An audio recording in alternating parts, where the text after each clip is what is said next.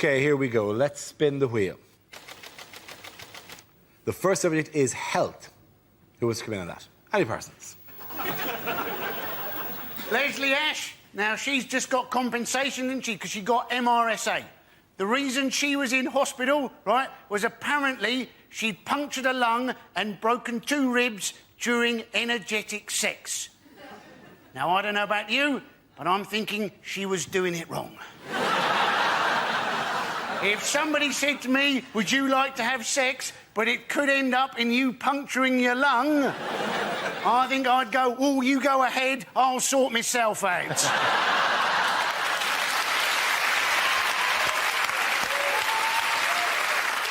OK, let's spin the wheel again. The subject is George Bush. Who wants to come in? Oh, I'll go. Well, what can I say about George Bush? He's doing a tremendous job and he's enormously popular right now. In the last poll in the United States, he came in just behind testicular cancer. He's the only president I can remember who wears an American flag pin on his lapel. Why? So he can remember what country he's in charge of?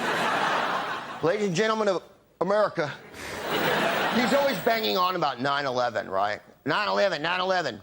Or, as the rest of the world knows it, 11/9. We're the only people who date that way. America's so arrogant because we put the month first. We think everybody knows what we mean. Imagine how perplexing that is to people in France. 9/11. What happened on November 9th? That was a good day. I got a hand job. Why are they crying all the time? Thank you. Thank you. OK, that leaves us with Frankie and Fred. Let's spin the wheel. The next topic is modern men. Who wants to come in on that? Fred McCauley.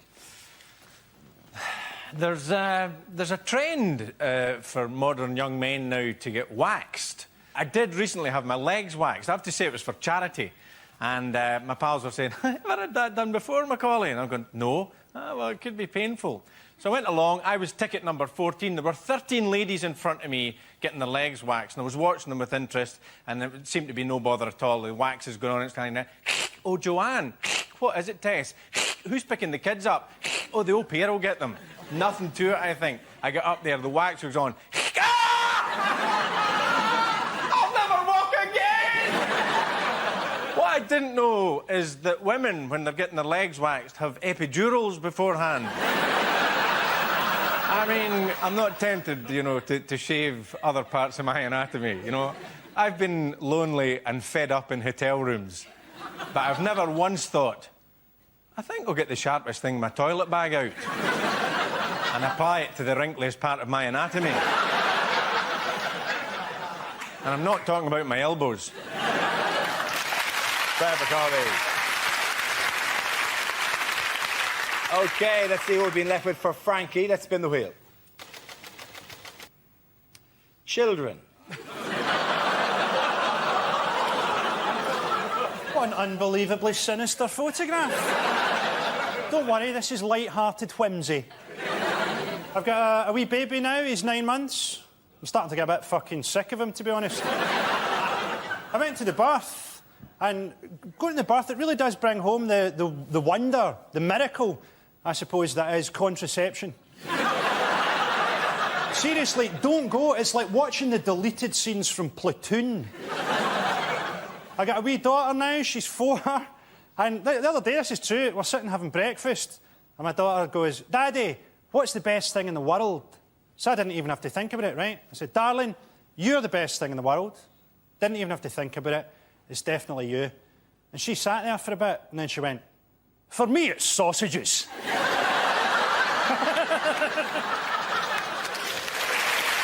Ladies and gentlemen, that round, the points go to Frankie and Greg.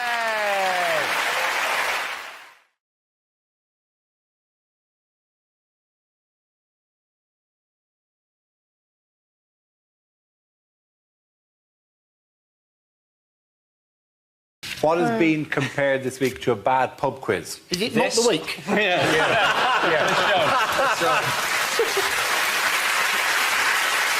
That is the least of the things that's been said about It's this. the UK. It's the UK citizenship test. It is a isn't citizenship test, yes. Isn't part of the problem? The questions are too trivial. They said, right? But I think they should just ask them like real British questions, like for example, what scares you more, terrorism or snow? Snow? Welcome to the country. I'll give you some examples of the question, right? Just so you get the idea of what stuff is being asked. And the problem is, you cherry pick any of these, you can make it all seem ridiculous. But they're quizzes, stuff like this. Which of the following statements is correct? The Mousetrap is a play that's been running in London's West End since 1952, or it's an environmental policy aimed to prevent mice from destroying crops. I like the way that it's like an ad for the Mousetrap, which needs, you know. Other questions, which sport can be traced back to 15th century Scotland? Surfing, Formula 1, golf, or motorbike racing? These are the actual questions. These are actual questions off the test. But this isn't like a bad pub quiz. This is like one of those quizzes at the end of before the break on ITV. It's very, very difficult, though, isn't it? Because you've got to decide what to do with immigration. Everybody's got their different views on it. And the thing is that you have to make sure that people are going to fit in. And I heard this fantastic conversation with this bloke this week who went, what I should do is I should just ask one question, right? I should say, should there be immigration? And if they say no, you should let them in. Well, they should be great if midway through the test it would stop and go, OK, you've got Welsh citizenship. Do you want to...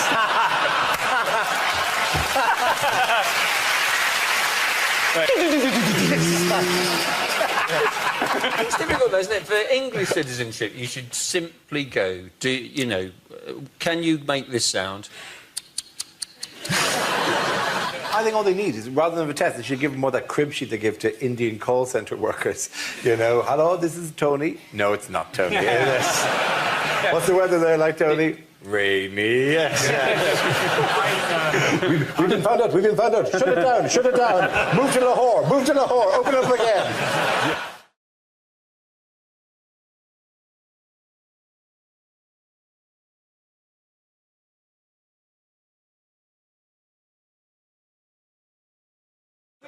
How was Brown's week? Pretty tricky. To be honest, let's be honest, Brown couldn't get more unpopular if he recorded a song with James Blunt called I Like to Kill Puppies with Hammers. Yeah, just get his cock out. John Prescott came out, didn't he? John Prescott said, well, he's irreplaceable. We have no one with the talent to replace Brown. Get a 10-pin. Yeah, I sorted out the credit crunch. I lowered interest rates. But where do you make the coffee? The Tories aren't going to... the Tories are loving this, presumably. Yeah. They can't even attack Brown at this stage because he's so weak. It would actually look like bullying if they tried to make any points again. When they did the Glasgow East by-election, the Tories, they couldn't attack Labour, but what they wanted to do was to get as few votes as possible so that the SNP would beat Labour. So Cameron turned up in Glasgow and said, Scottish people are too fat because you drink too much. And it's all your own fault. So you just sort of turned up and went, hello, Scotland, you fat bastards. But actually, party political broadcast in Scotland was just Cameron with Kenny Dalglish in a headlock, punching him in the face with the slogan, remember, Scotland, we own you.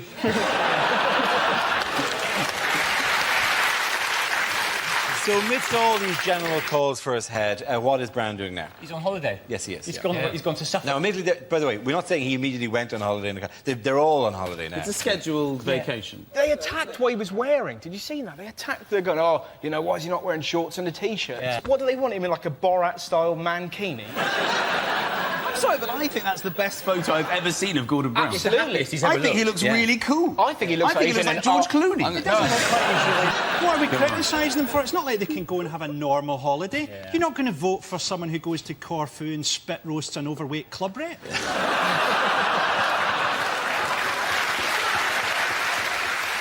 It's hard to have a normal holiday. Like, have you heard, even in Southwold, they're planning a human chain on the promenade to protest against Brown. Imagine that. How lame is that? Oh, I'm not going to the promenade, there's a human chain. I think in this country, we're just really bad at, like, kicking off.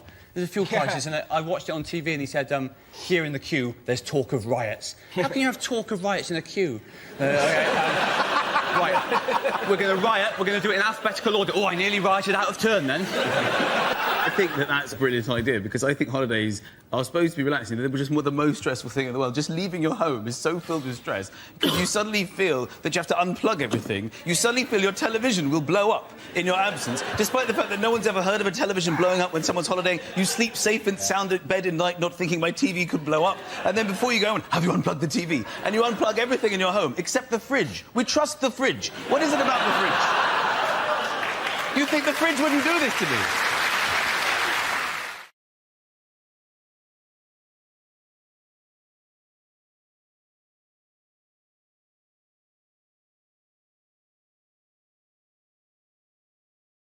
Now we come to scenes we'd like to see. So if everyone can make their way over to the performance area, I'll read out this week's topics and then we'll see what our panelists can come up with.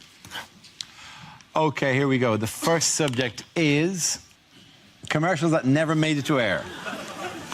Mr. Muscle loves the jobs you hate, apart from blowjobs. He doesn't do blowjobs. I used to wash with Dove, but the feathers came off and the beak was scratchy.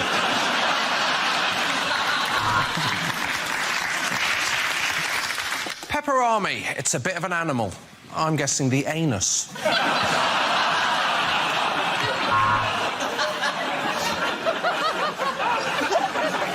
Four hoof marks and a large pile of poo. That's the sign of the black horse.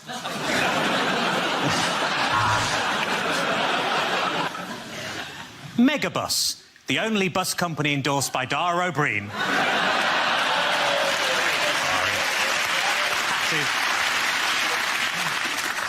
Links for when you want to smell like a virgin. Are your pets so wonderful that they're actually tiring you out? Have a break. Have a shit cat.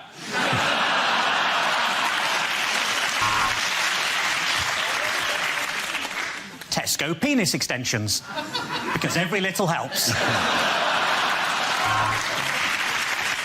At Debenhams, we've kidnapped the John Lewis penguin. And if you don't shop with us, we'll kill him.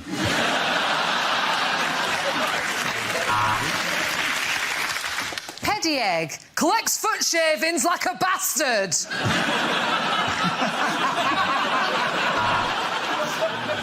Abby has strong teeth, boundless energy and a shiny coat. She's the best prostitute in London. Barocca. Start the day the right way with luminous piss. There's now a free gift at the bottom of every box of Frosties. Type 2 diabetes. Uncle Tom's rice, like Uncle Ben's, but a bit more racist. Crack-flavoured Pringles. Once you pop, you really can't stop. Have you been in an accident that wasn't your fault? Ah, bad luck!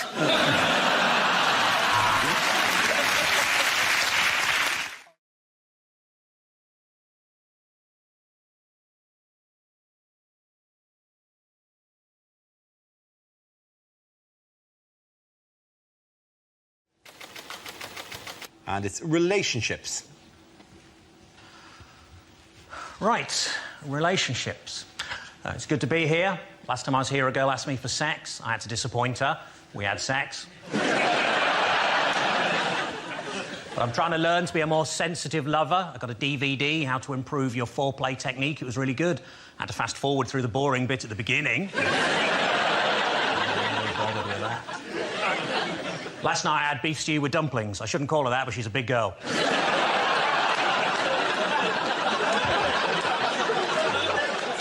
I went to see the stalactites at Cheddar Gorge, and our guide asked us not to try and crack one off, and she wasn't even that attractive. I still managed.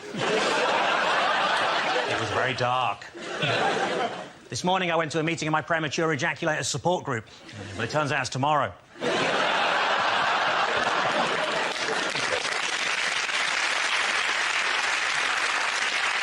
I think a few of the men started clapping before the end of that joke, by the way.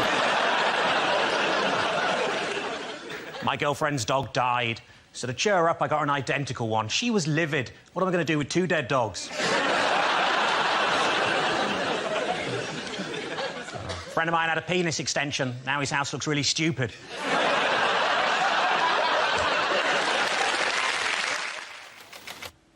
And the topic is family. Family. Okay.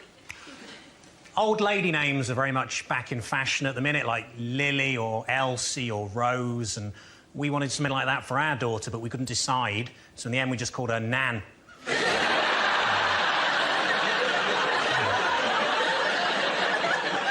I told her she'll grow into it. I remember one time my uncle asked me to spell Schadenfreude and I couldn't, but he's dead now and I'm not, so I win.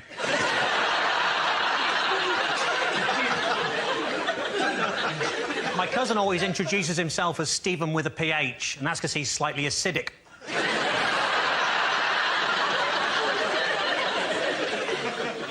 My married friends would always tell me there's someone out there for everyone, and I'd think, wow, she must be a right slag.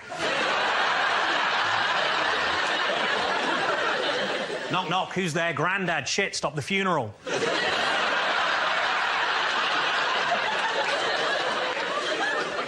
Grandad asked me how to print on his new computer. I said, just Control-P. He said, I haven't been able to do that for years.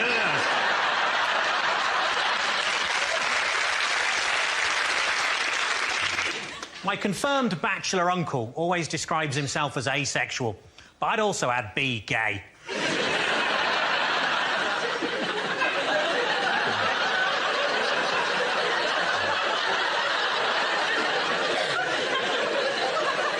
As a child, I was always told that if I touched myself down there, God was watching, but it turned out it was just Uncle Peter. The topic is celebrity. Celebrity. They've started a celebrity magazine for the elderly. It's called Hello, Hello, Hello. Uri Geller, surprisingly hard to stab.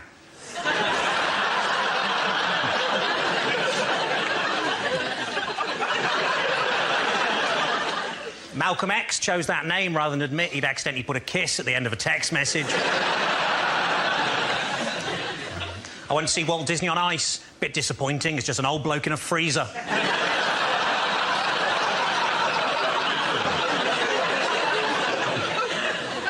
The new president of France said this week that English speakers were arrogant in their refusal to learn foreign languages. At least I think that's what he said. But it all just sounded like haw-hee-haw, haw-hee-haw. And remember, that's not racist if it's about the French. I'd have £5 on the Dalai Lama if I was a Tibetan man.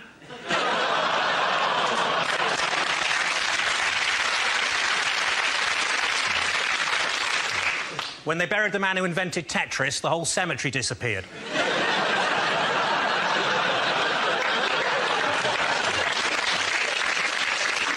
As well as 7 years in prison here, Abu Hamza could be deported to the United States where he could face the electric chair.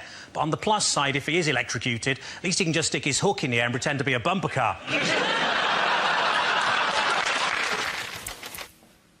And relationships. Sorry. That does actually look like me and my girlfriend. Apparently, in Norfolk, the marriage guidance service is called Related.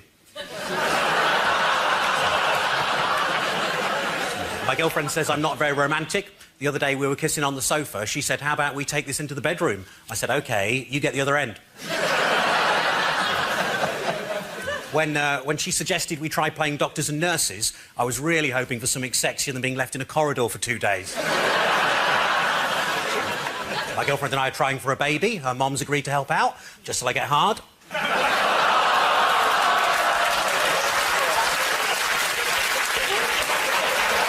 I was going to see that on telly as well. That's terrible.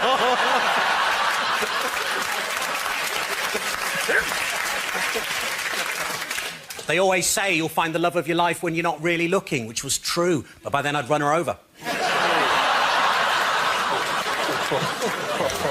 I've been trying to persuade my girlfriend to sexually stimulate me with her keyring, but she just keeps fobbing me off. So... When I heard you could now be a sperm donor by post, I came in a jiffy.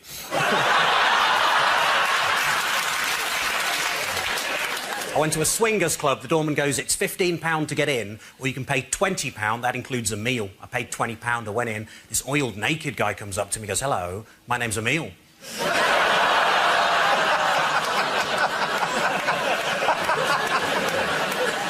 I once had a one-night stand and I didn't get an erection. That isn't cool. Luckily, the woman I was with was really understanding and she just said, don't worry, that used to happen to me. Thank you. And the topic is education. One time at school, I lost my thesaurus. You know, I couldn't find the words to describe how upset I was.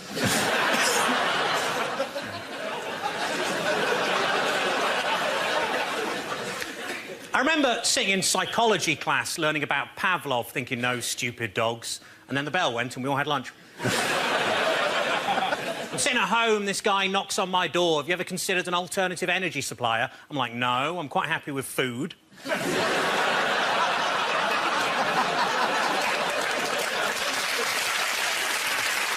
got to be a tough job going around door to door encouraging people to photosynthesize. I can give you the leading cause of anaphylactic shock in a nutshell. I've got the memory of an elephant. I remember one time I went to the zoo and saw an elephant.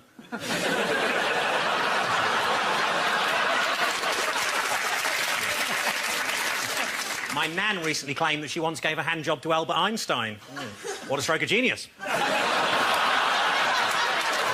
Technically, shoplifting from the Apple store only counts as scrumping.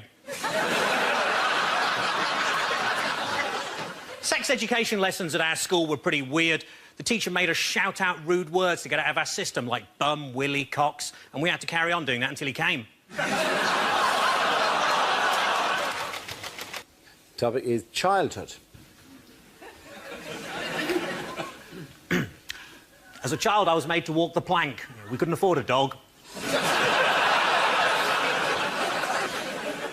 My 6-year-old refuses to eat anything other than alphabeti spaghetti.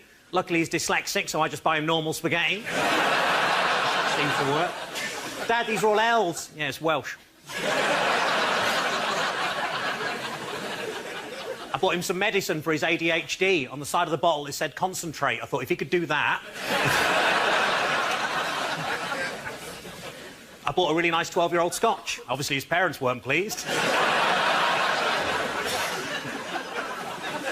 I hate people who complain about breastfeeding in public. Like, I don't want to see it, or that's disgusting, or you can't do that, you're not a woman.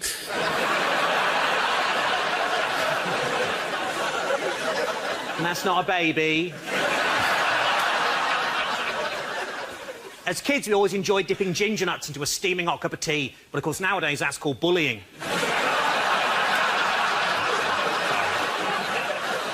I shouldn't do that, by the way. Ginger jokes are the last vestiges of racism in comedy, and they started a ginger pride movement to stamp that shit out. They had a march in Hyde Park. Well, they were going to when the sun came out.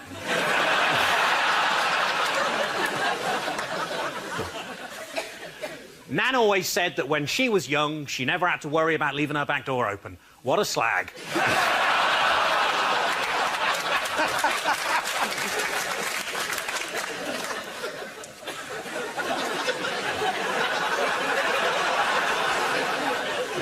I'm totally going to get in trouble with the family again. This is really not worth it.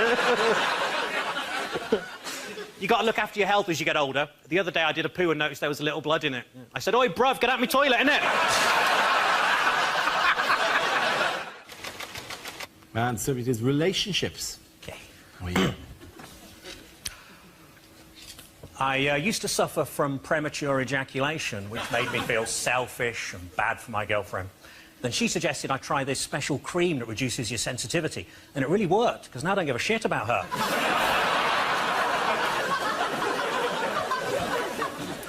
I bought a vegan friend of mine a fancy cookbook. Unfortunately, he said he couldn't accept it as it was leather-bound, which meant it was too heavy for him to lift.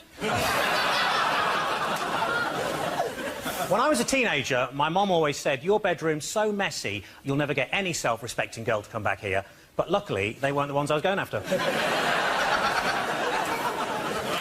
I watched the director's cut of a porn film. At the end, he actually fixes the washing machine. I was in a sex shop. I saw a dildo described as 9 inches long and realistic. I thought, well, which is it? The Archbishop of Canterbury recently said he couldn't support gay marriage without first having a mandate. Honestly, if he's that bothered, I'll go out with him. One time at a party, I chucked my car keys into a big bowl and everyone just stared at me and the trifle was ruined. I was watching a really weird porno the other day that was just a fat man crying and wanking at the same time. And then I realised I hadn't turned the telly on. Thank you. And the topic is shopping. Away you go. I bought a slimming magazine in W.H. Smith's. I didn't read it, I just wanted a big bar of Galaxy for £1. I bought some fancy pens at a nudist art shop. Felt tips? No, but I touched a couple of bollocks.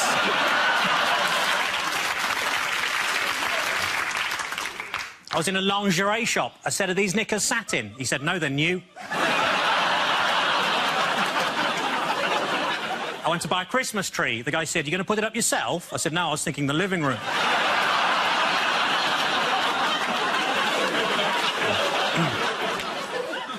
Bought a chameleon, lost it. Why is it that when women go to the toilet in pairs, no one minds, but when I did it, I got thrown out the greengrocers?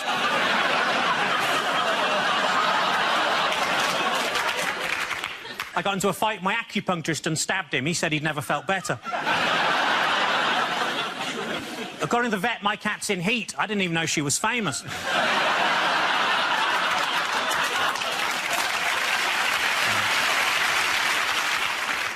friend of mine keeps going on and on about how good his orthopaedic shoe is, but I think he's built it up too much.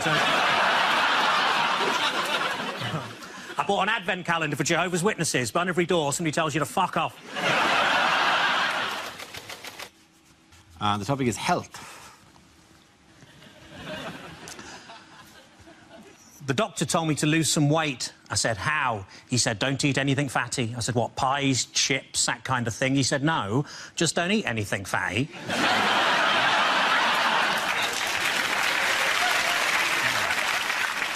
I was thrown out of Weight Watchers for making sarcastic comments during the weekly weigh-in. As you can imagine, I accepted the decision with huge grace, because they threw her out as well.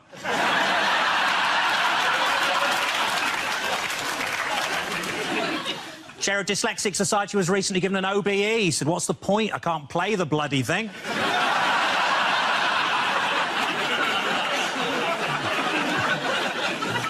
I live next door to a family of anorexic agoraphobics. Yeah, but they've got a few skeletons in the closet.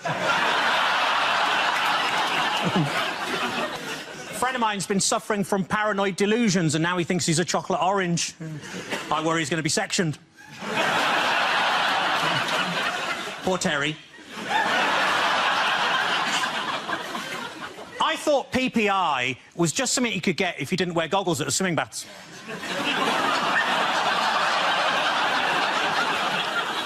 I bought an alcoholic ginger beer. He wasn't pleased.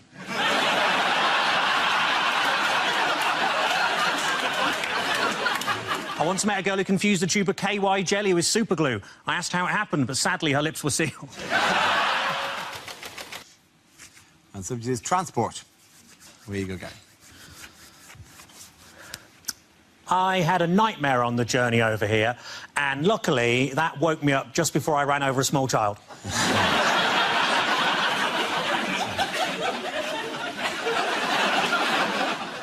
The other day I lost control at a roundabout, and then I went absolutely bonkers on the swings.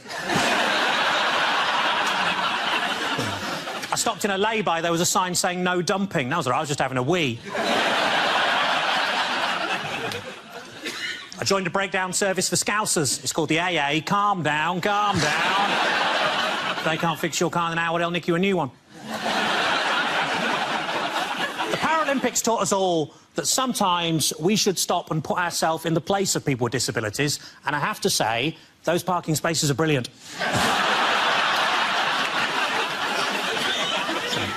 In the car on the way over here, I kept hearing this annoying, whiny noise. So I pulled over, my girlfriend got out to have a look at the engine, and I drove off.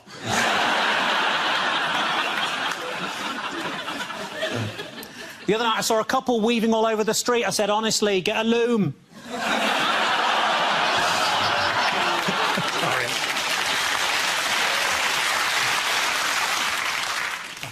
accidentally filled the Escort with diesel. She died. Well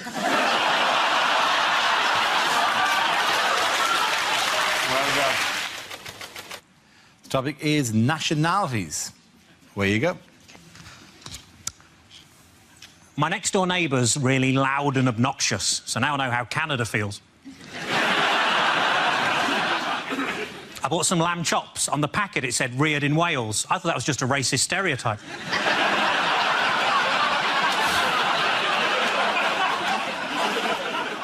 This morning, I made a Belgian waffle. In the afternoon, I made a Frenchman talk bollocks.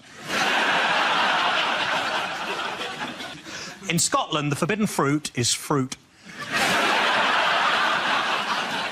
When England played Poland at Wembley, there was 30,000 Polish fans in the crowd.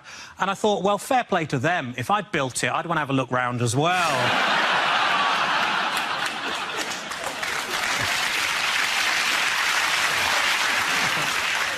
I like to annoy my Israeli flatmate by giving him any post that's just addressed to the occupier.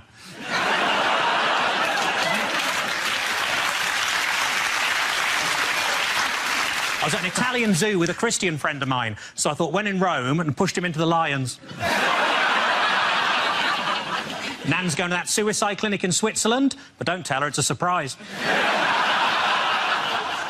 My granddad was killed by a Zulu. He was having a shit at Whipsnade and the roof collapsed.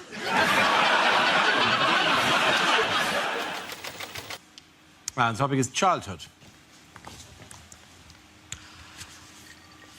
I didn't know what to get my little niece for Christmas, so I asked my sister what she's into. And apparently, at the moment, she's mad about frozen stuff, so I got her some oven chips and peas. And they love that. Every Christmas Day, we'd always have pigs in blankets, or as you probably call them, relatives sleeping in the spare room. Winnie the Pooh, possibly the most vindictive chapter in Nelson Mandela's autobiography. It was only after I shot the 5th zombie that I started to wonder why they were all carrying bags of sweets and ringing my doorbell.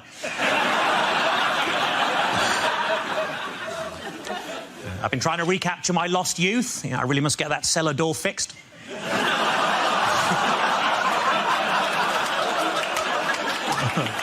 One time when I was a kid, I bought a chocolate bar. On the inside of the wrapper, it said, "You're a loser." I wouldn't mind if there'd been some sort of competition on. To make things worse, it was a boost.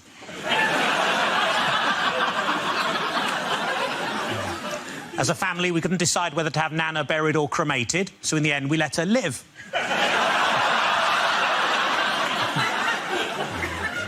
My 13-year-old cousin's already started taking heroin. It's amazing, isn't it? They shoot up so fast these days. OK, the topic is health. Where you go. I'm a lot sportier than I might look. In fact, I picked up a little niggle at the gym the other day. I mean, he pronounces it Nigel. I had a very stressful journey getting here today. All the way, this lorry driver was right up my arse. But it was nice of him to give me a lift. I spent most of the afternoon hanging out at the swimming baths. And then somebody told me and I tucked it back in again.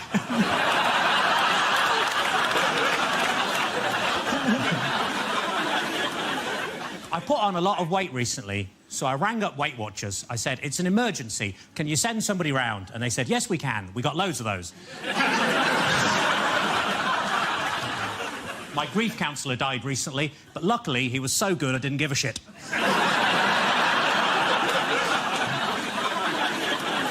I accidentally kicked the dog earlier and he bit me on the bollocks. My mate said it's karma. I said no. If anything, he's even more angry.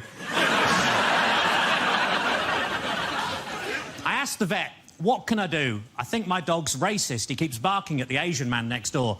And the vet said, "Muzzle him." I said, "I don't know, but he's got a beard."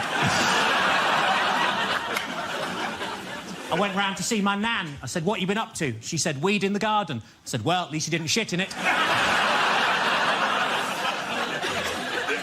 I was in the garden with my girlfriend earlier, and we saw the 18-year-old girl next door, all dolled up, ready to go out clubbing. And my girlfriend said, "Do you know what? At that age, I could really see myself in her." Which was weird, because I was thinking the exact same. OK, the topic is work.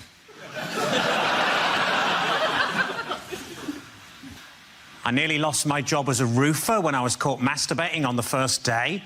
Yeah, luckily, my boss said I could wipe the slate clean.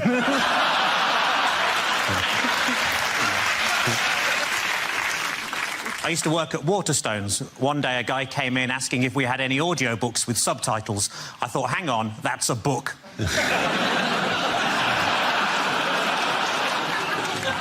The circus near me held a competition to find the best contortionist, so I entered myself and won. In my old job, I just used to punch buttons all day, and that's why I'm no longer allowed to work in panto. I've got 2 lawyers working for me at the minute. One's pro bono, and the other thinks he's a right pretentious twat.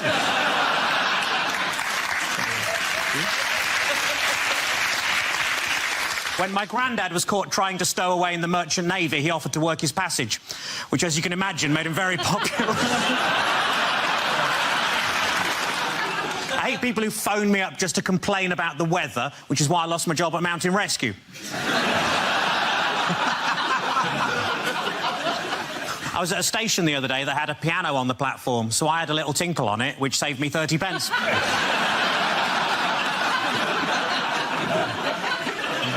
I went on a positive thinking course. It was shit. I bought a Microsoft Advent calendar. If you open too many windows at once, they all shut again for no bloody reason. The topic is technology. OK, where you go? The young couple next door to me have recently made a sex tape. I mean, obviously, they don't know that yet.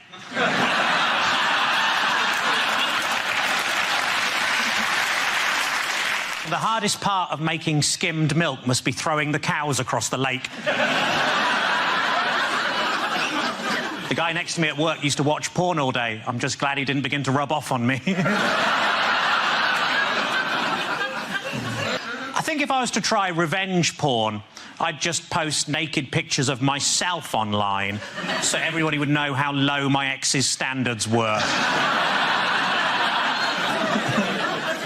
When answering the security question, place of birth, apparently vagina is not an acceptable answer. It's been a tough week. I got myself a memory foam mattress and now it's trying to blackmail me. I've currently got a stalker, but you probably can't tell in these trousers. A friend of mine was killed by the big sea. He was walking past Curry's and a sign fell on his head.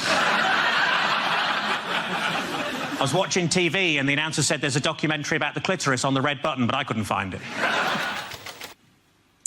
And the topic is relationships. The other day, a woman described me as a bit of a looker. Well, voyeur was the actual word that she used. I used to go out with a parachutist with IBS, but she shat on me from a great height. One time I nearly had a threesome with my girlfriend and my best friend, and the only thing that stopped it happening was they didn't invite me. My girlfriend said she wanted to try some new condoms with something special inside to boost her pleasure. I said, oh, what's that? She said, other men.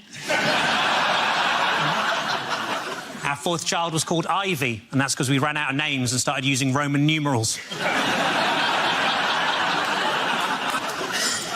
My last girlfriend was always trying to put me down, which is just one of the hazards of going out with a vet. I tried reading a book on premature ejaculation, but I couldn't get past the opening passage.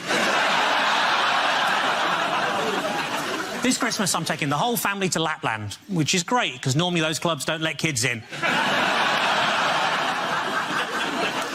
I always worry when a woman sees me naked for the first time that she's just going to scream and run out the park.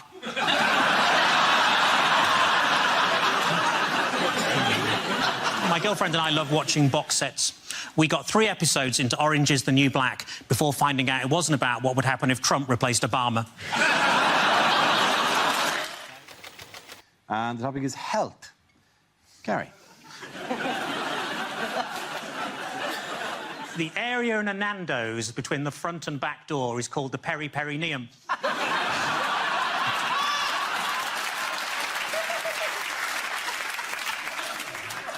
I like to judge my weight by my BMI. As long as I weigh less than a small plane, I think it's fine.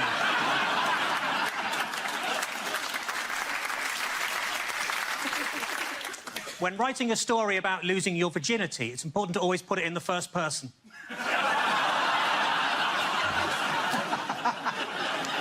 When people die and head towards the light, what they don't realise is they've already been reincarnated as a moth.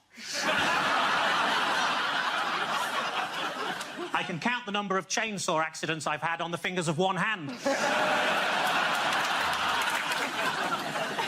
I tell you what always catches my eye, short people with umbrellas. So the other day, I was doing the hoovering in my pants, and I thought to myself, how do my bollocks get this dusty?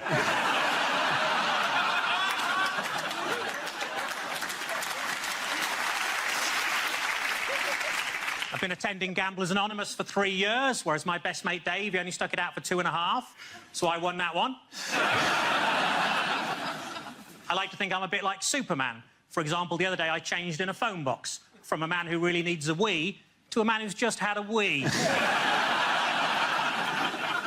I pulled a sickie the other day, just one of the perks of working at the hospital.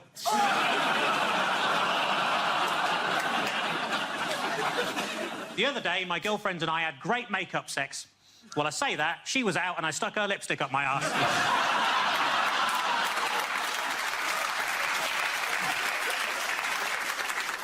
Because I'm worth it. And the topic is animals.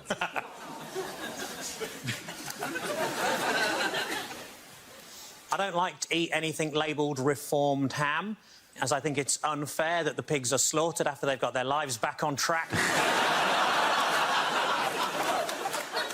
Last night I had to get towed home because Ratty and Moley were too pissed.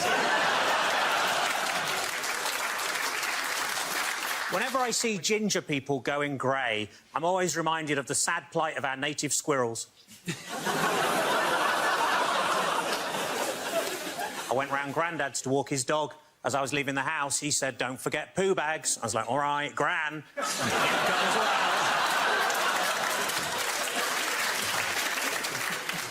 My girlfriend's a cat person. She's got fishy breath, shits in a tray and disappears for days at a time.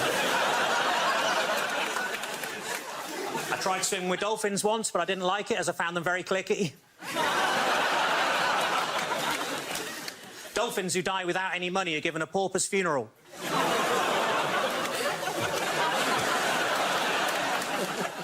The other day I was chewing on some monkey nuts and now I'm banned from the zoo.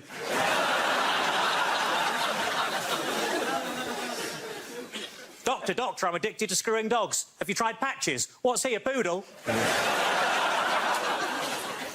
I went to the zoo to watch the monkeys wanking. Then I went to watch the crocodiles and I was still wanking. Thank you. Thank you very much, Gary Delaney.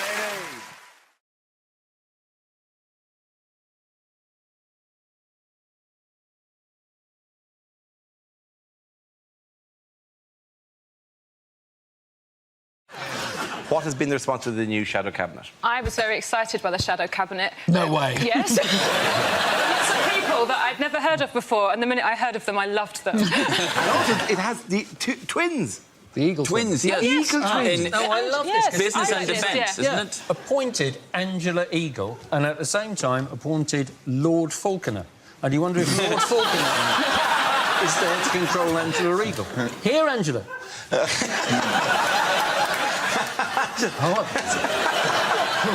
The other twin. No, no, Yes, in other political news, who did David Cameron manage to offend this week? He offended Yorkshire, didn't he? He offended Yorkshire, said he knew that they hated everybody else, didn't know that they hated each other more. And he said this when he was actually going to watch England against Australia in a one-day cricket match at Headingley, or as he likes to call it, the home of Aston Villa. You know that people from Yorkshire hated everyone outside of Yorkshire. It sounded quite charming. Is that a thing? Is that a thing? They have a massive rivalry, but also within Yorkshire they have a rivalry because it's all split up, it's all isn't it? West Yorkshire into and- north, yeah, south, yeah. east and west. So people from Leeds, they hate people from London because they regard them as southern. People from Leeds, they hate people from Sheffield because they regard them as southern. People from Leeds, they hate people in Beeston because although it's Leeds, it's South Leeds.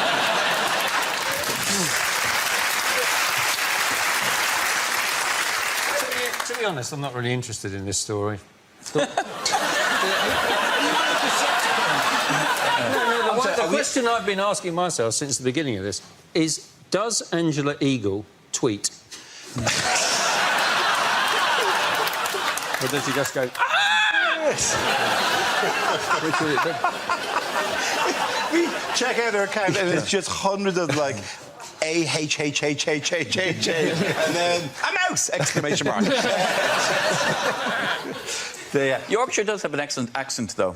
One of the finest accent jokes in the world is one about the Yorkshireman whose dog dies, and he goes to a jeweller's and says, I want a statue made of me dog. And the jeweller says, do you want it 18 carat? He says, no, I want it chewing bone. Well, it's a great joke. Yeah. Come on, mate. I didn't write it. Classic joke. A Yorkshireman has invented a replacement for antibiotics. Uncle Biotics.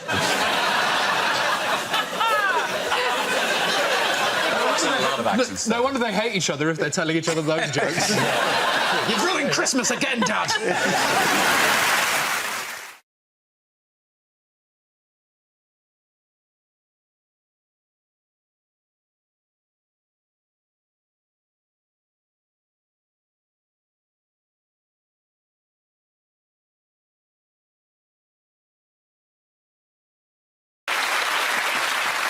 We start with a round called Picture of the Week. I show the panel a topical image and ask them to tell me what's happening. So, what's going on here?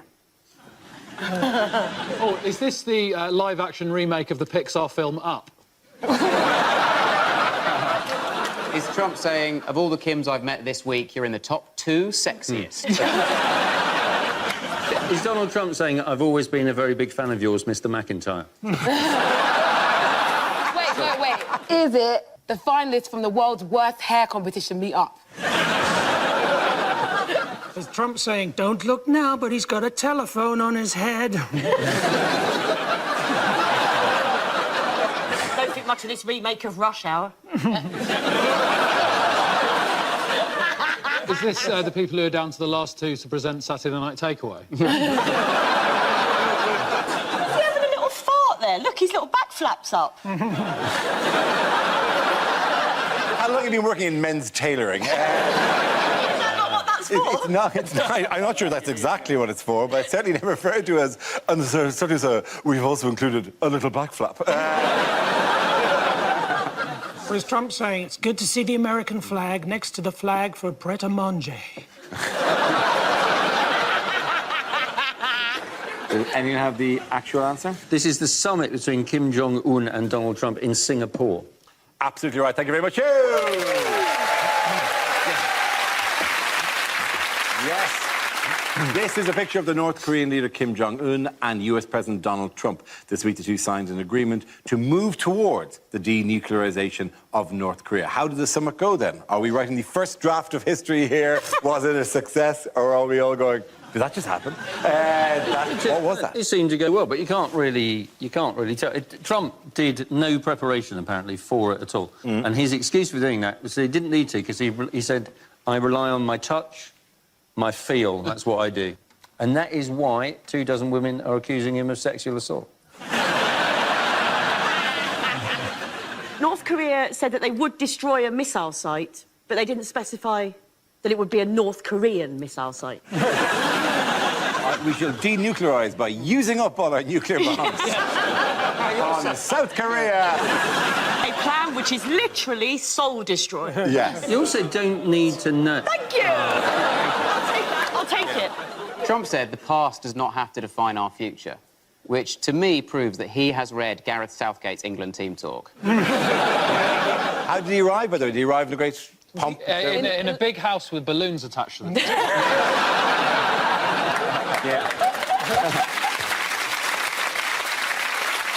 He arrived in a sort of a motorcade, didn't he, with lots of... He always travels with the motorcade with people running alongside. Look like they've just push-started it. Is he going to win a Nobel Prize for this? I'm sorry, just put that... Is he going to win the Nobel Prize for this? Which one? Trump, presumably. He's certainly not going to win it for physics or literature.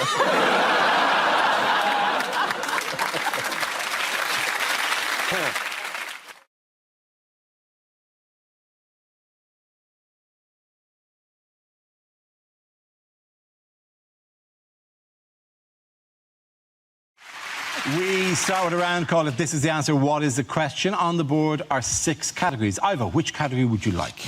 I would like home news, please, Lovely. Dara. Home news it is. The answer is 1 year. What is the question? What would be an appropriate prison sentence for people who use the phrase hollybobs? Not the answer, but I'll take it. Is it how long the BBC have left now they've lost Bake Off? And the clock is already ticking. Yeah. Is it in a Wetherspoon's kitchen? What is the chef's equivalent of the 5-second rule? Is it Southern Rail's estimate for a London to Brighton journey?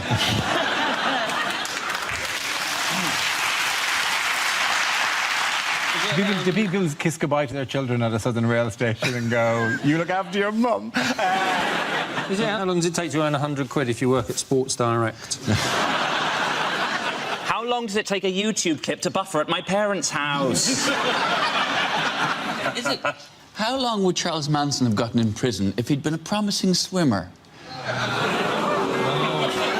Yeah. Bit of truth. Bit of politics How long does Jeremy Hunt want junior doctors to work per week?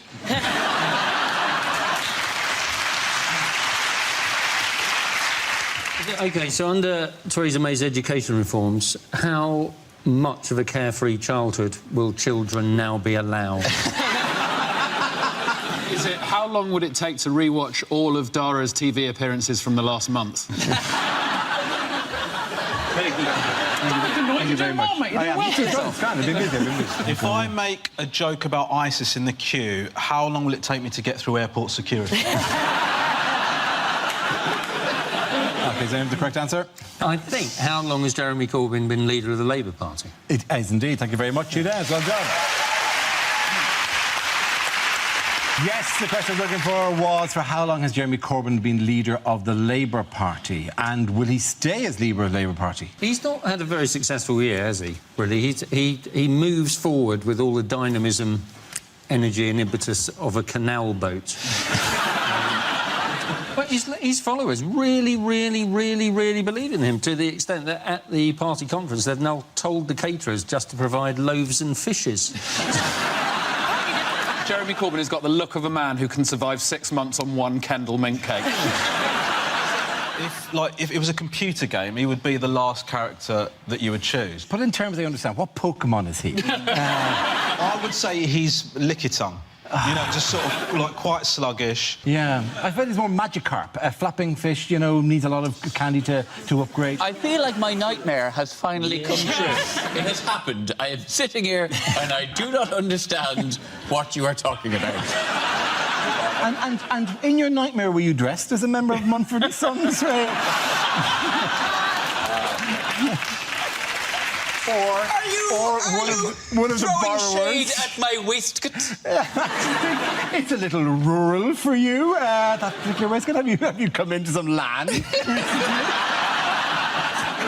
Neither he or his challenger for the party leadership, Owen Smith, would make very good X-Men. Corbyn's superpower would be sitting in a corridor even though there are seats available. And Owen Smith's superpower would be, if he walks into a room, no one knows who he is. Because Owen Smith, he looks like God's tried to make the most boring-looking man he can, and halfway through he got bored.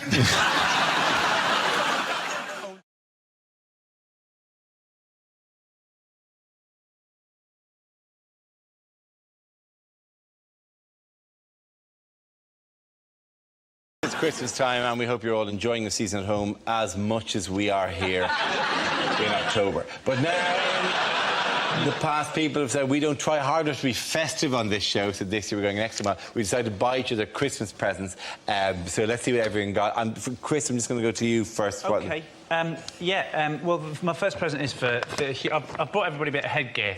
That's for Hugh. First. So we're going to put it on? Yeah, you got to put it on, yeah. That'd be nice, you know. It's Christmas Day, you've got to do that, haven't you? Because Hugh is our captain, Dara. The middle section denotes captaincy. He's the captain of the no team. captain of the team. No seniority, no points. I'm also going to be in Fantasy... What's it called? He looks more like being a remake of The Village People at the moment. For Andy...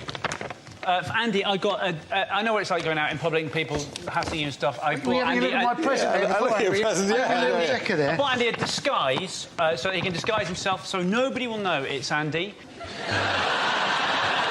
Nobody will be able to tell it's him. And for Dara, I just got a lovely hat for him to wear. It's a lovely hat. It's a normal-sized hat for a normal-sized head. Completely normal-sized hat.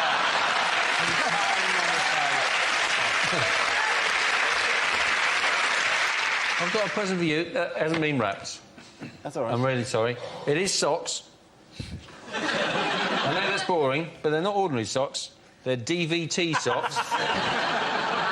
Because I'm very worried about how little you move around, and I don't want you... Normally, you'd have to worry about it on a long... Yeah, it'd be on a long-haul flight you'd have to worry about it, but... Yeah, I haven't seen you walk for... Well, since 2005, so... I've also got a present for Chris here. Because, well, it's really a present for us more than anything. It's, I have to put this on, right? It's just a game, really. You put that on. You just put that on, OK? And then for the long periods... You so look like John McEnroe at a You do. And for the long periods of the show when Dara doesn't bother to look at us or talk to us, we can just play. Where did that go?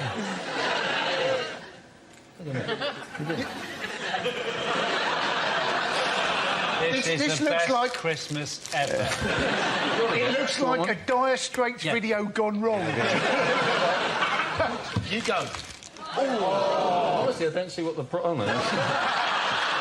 Gosh, this is just like my school days, only now I'm wearing a hat.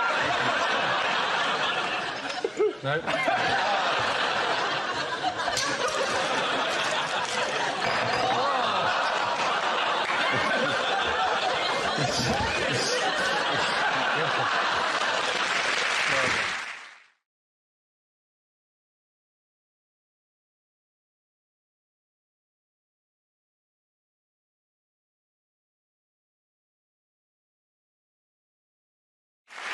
We start with a round called If This Is the Answer, What is the Question? On the board are 6 categories. Fred, which category would you like? World news, please, Dara. OK, your category is world news. The answer is 1/5. What's the question? Is this what fraction of the Jackson 5 might miss the Christmas party? Is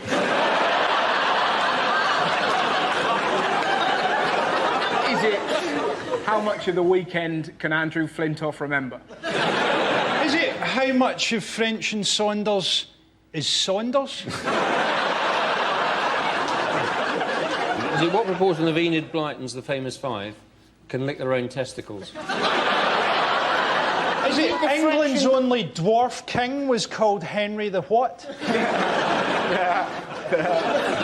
How much of a Boris Johnson speech is not, well, I say, yes? Is it how does Jamie Oliver pronounce one fish? Is it how much of Wikipedia is true? I'll tell you, on that... Actually, I won't mention that on telly. What does it say about you? Go on, what does it say about you? No, go on. It says, somebody's written, I was once kicked out of a zoo for punching a monkey, and then somebody underneath has put correction, he spanked the monkey. That's hard. I didn't do either. Didn't do either. In my bit on a trivia about me, it says, I once aided the RSPCA in saving a goose from a tile shop. I don't remember the event. It's incredibly specific. What's the point of Wikipedia if people just write it themselves? I think every Wikipedia entry should have to start with "I reckon." Probably. Yeah. Do you know On what? the balance Somebody of else. possibilities. I've just remembered another. This is a creepy thing that somebody put on my Wikipedia. They said of me, he looks like the kind of straight bloke that would be quite good at gay sex. I'll be honest, when I read that, I did go, get in. But he went on to say, but he looks like he'd cry afterwards. So there's part of me now that wants to find a gay man to test the theory. So if there's any out there, bring it. I suspect there will be a few out there. Yeah. Probably about 1/5. There you go.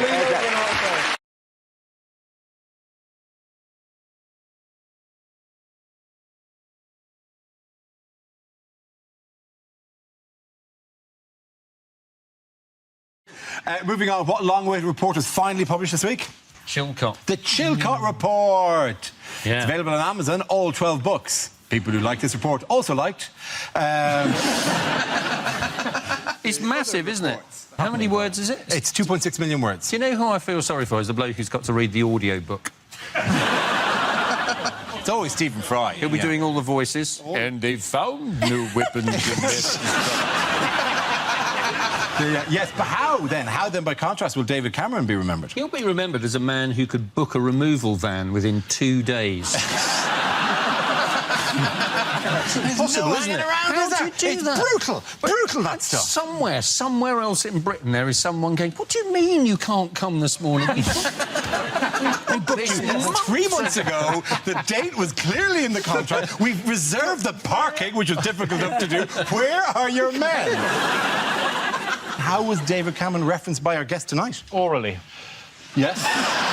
He mentioned him. He mentioned him. Using his... Yes, in what way? mouth. In what way? He did a kind of shout-out to him when he was doing... He said, David Cameron's here, during when he just won Wimbledon, and then everyone booed. Which is weird, because the press really picks up on the fact that everyone booed him. I'm like, well, leaders always get booed. The only time a leader gets cheered is either if you live in Love Actually or North Korea. That's it. So what has the world come to that a Conservative Prime Minister would get booed at Wimbledon? What has become the must-see attraction for Chinese tourists in the UK? Is it like there's this weird village in... Oh, you're right. Are you a bit of a cough? Have you followed him off? So, I'll ask the question again, shall I? Yes, rather than dying of pleurisy there. What has become... God, I hope I don't die. That'd be awful if you don't die in the next while and you go, oh, I know, we never asked. 2016, another great gone. Weirdly, it's like you're mocking me and he's not even died. You're not even dead. You go, well, he's no David Bowie. The only thing I'm thinking is, then I will have won.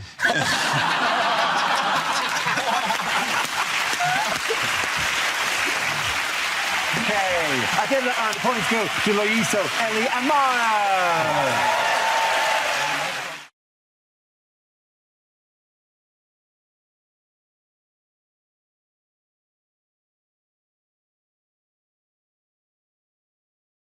The next topic is things you won't hear your sat-nav say.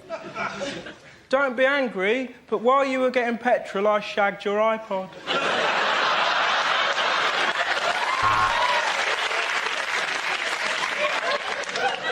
Are we there yet? Are we there yet? Are we there yet? In 300 miles, you will realize this gimmicky voice was a terrible mistake. At the next set of traffic lights, a cyclist is going to pull up next to you and give you a really dirty look like he's better than you. When the light turns green, let's see how good his balance is. Turn right at the next junction for a bloody good dogging site. I'll tell you what, darling, how about you get out of the car and let your husband park?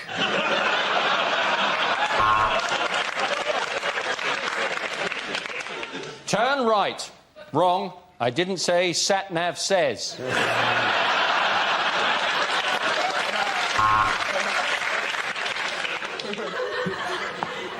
Welcome to Joburg. Lock the doors, put on your bulletproof vest, and don't leave me here. If you go away and leave me here, I won't be here when you come back.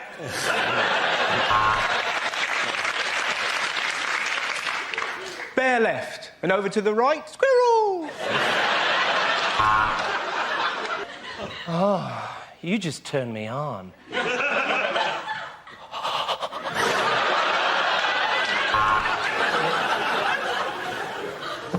Hold on, I've got the map upside down.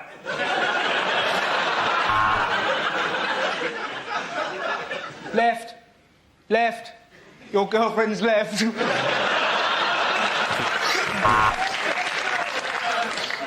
Next dinner party, you drink and I'll drive.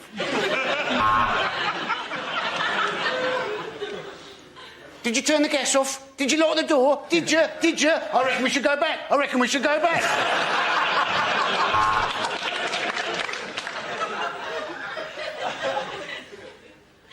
Where the fuck are we?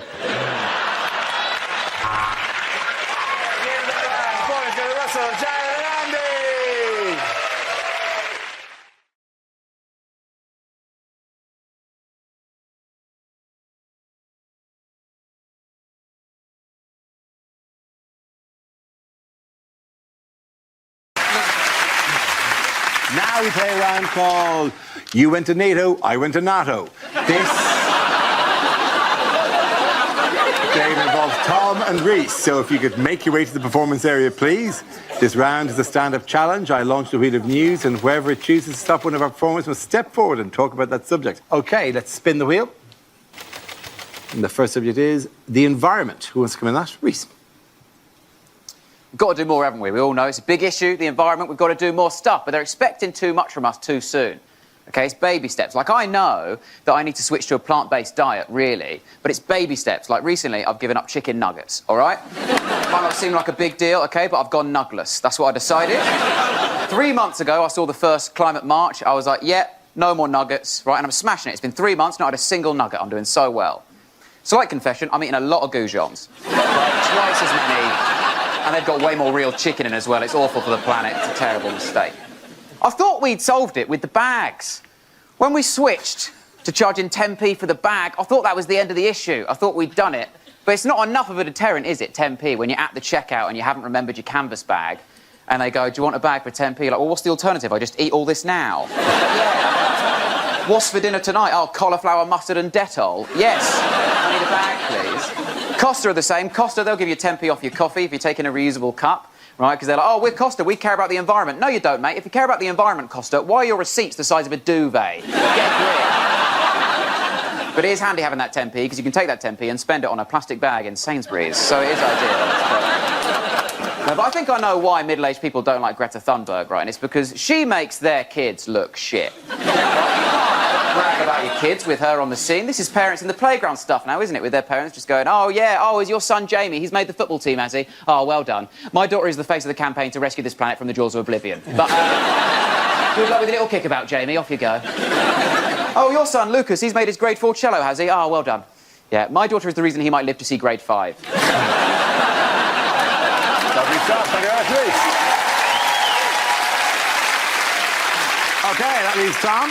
Let's see what your topic is. Let's spin the wheel. And it's travel. Travel, OK, fine. Well, I travelled from over there. One of my favourite travel experiences was at secondary school when we went on the school music trip to France. And to get on the school music trip to France, you had to be part of the choir. I was in the choir, and it basically meant you got to hang out with all the other 13-year-old homosexuals who didn't yet realise they were homosexuals and their chatty female friends. And it was a great place to go and learn how to play a show tune on the flute. Not a euphemism. And this was back in the day when it didn't matter where you were going with the school. If you went on any school trip, you had to go by coach. Like, if you go to Australia, you go by coach. This was supposed to be a 5-day trip to France. We spent 2 days on the coach getting there and 2 days getting back. It was basically a day in France. So, on this trip, you really had to make the best of the coach trip. And for me, my favourite bit was when we got to stop off at the French hypermarket. So I thought that would be a great place for me to show off how much better I am than everybody else, because I'd actually been paying attention in French. So I went over to the patisserie and I said to the man there, "Bonjour, je voudrais un croissant, s'il vous plaît." And according to the French classes, the man behind the counter should have responded by saying, "Oui." Il y a un croissant ici, which, when you think about it, is basically the equivalent of someone coming over here and saying, "Hello, I'd like to buy a pasty, please." And then the man behind the counter responding by saying, "Yes!" There is a pasty here. I'm not even mentioning that it's part of a meal deal. So I said, "Bonjour, je voudrais un croissant, s'il vous plaît." And then the man behind the counter responded in normal French by going, blah, blah, blah, blah, blah, blah, blah. I had no idea what he was saying. Blah, blah, blah, blah. And then my friend Kevin was no help. The only French he spoke was the French horn, which is a euphemism. blah, blah, blah, blah, blah. I mean, I say they teach us how to speak French. Most of the time, they teach us how to sing it. I mean, I could have stood there and gone, quelle est la date de ton anniversaire? But the idea of a 13-year-old English homosexual standing in the middle of a French hypermarket going, what is the date of your birthday? What is the date of your birthday? Couldn't be any more absurd. So I just responded by saying, oui, oui, d'accord, d'accord. Ended up with 8 kilograms of ham. Thank you very, very much. Boys there at the top.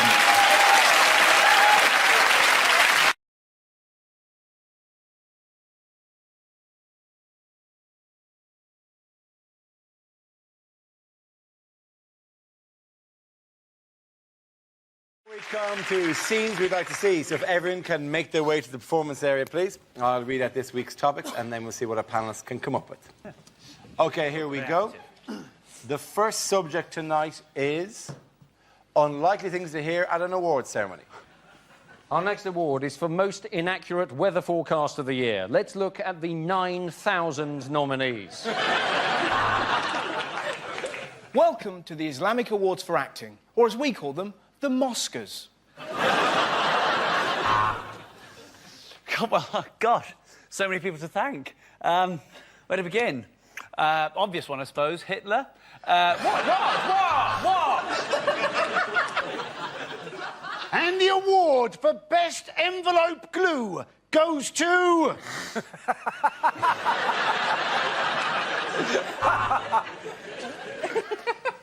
Now, Teacher of the Year. Quieten down. It's your own time you're wasting.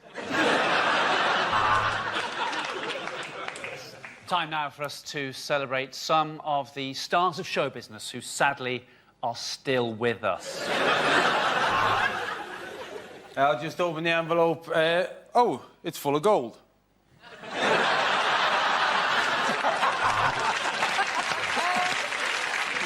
And the award for special effects goes to the team behind Gordon Brown's smile. And now we're going to watch a film showing some of the people that we've lost this year, including 2 you didn't even know were dead. I'd bang that, wouldn't bang that, I'd bang that. Anyway, the award for Best Actress goes to... Welcome to the Accident at Work Awards.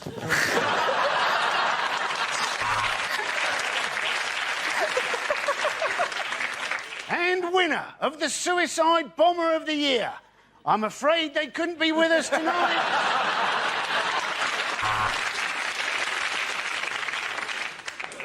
And the winner of the Best Scientist in Physics is... There's no ramp, Stephen Hawkins, it's not you. The next category is things you wouldn't want to hear on a cruise. This is your captain speaking. Welcome to Somali Cruises.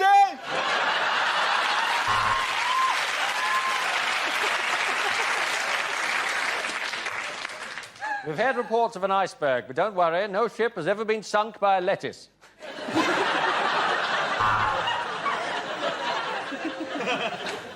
Hello and welcome to Ryanair Cruises. The following safety announcement is incredibly vital if you want to stay alive. And if you'd like to hear that, that'll be an extra £5. No, we very rarely get any injuries from people playing quoits.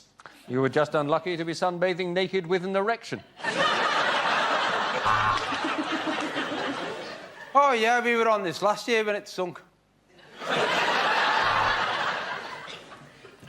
If you look to your left, there's a man eating squid. After that, he's having chips. I would like to apologise for the rocking of this boat, but we are currently being humped by a whale. Thanks for coming to the show. I've got to be honest, it's been a while since I've sung this one. Do you want to be in my gang, my gang? Welcome to Rita's Erotic Ping Pong Bingo. 2 fat ladies, 18. All the 3s, 33. Oh, some hobnobs. For those of you gathering on the car deck, I said we would soon be docking, not dogging. I'm looking for a really old husband with money. How's your heart? Yeah, I'm in the cabin next to yours. Could you be a bit noisy when you're having sex? There appears to have been an incident in the swimming pool. If a Mr. Barrymore could contact the captain. Okay, game that round. Points go to Chris, Hugh, and Sarah.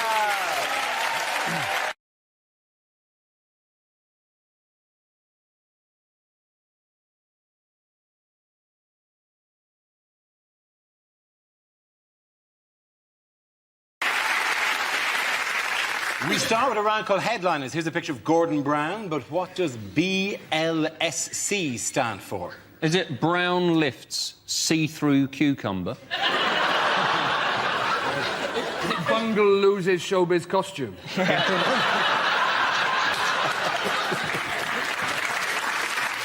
Is it Bonnie Langford sex change? Yeah. To be honest, what a world it would be if that's the answer. Yeah. More likely to vote for him if he was Bonnie Langford. Really? What an extra poster as well. Gordon Brown, because I used to be Bonnie Langford. If you don't vote for me, I'll scream and scream and scream. Has he just been asked to describe himself and he's gone, balls like swinging coconuts? Has he just been asked to describe himself and he's gone, bad leader, shocking chancellor? Yeah. Having it. We're having it tonight. Is it Brown levitates scared child? The one that's just out of shot. Has it got nothing to do with Gordon Brown? Is it Berlusconi's lover, 17? We all know you spell with a K here. Also, I love the idea that maybe you've just done that and there's a horse at home watching going... Yeah. Sugar cubes? Sugar cubes? Yeah. Oh, yeah. Is he screaming, bring laxatives, situation's critical?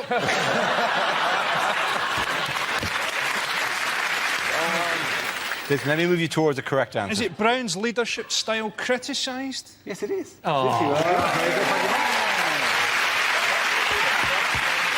Yes, the answer I was looking for was Brown's leadership style criticised. This is the news that Gordon Brown has come under renewed criticism this week for his style of leadership. He was compared by one Labour MP to a mafia boss.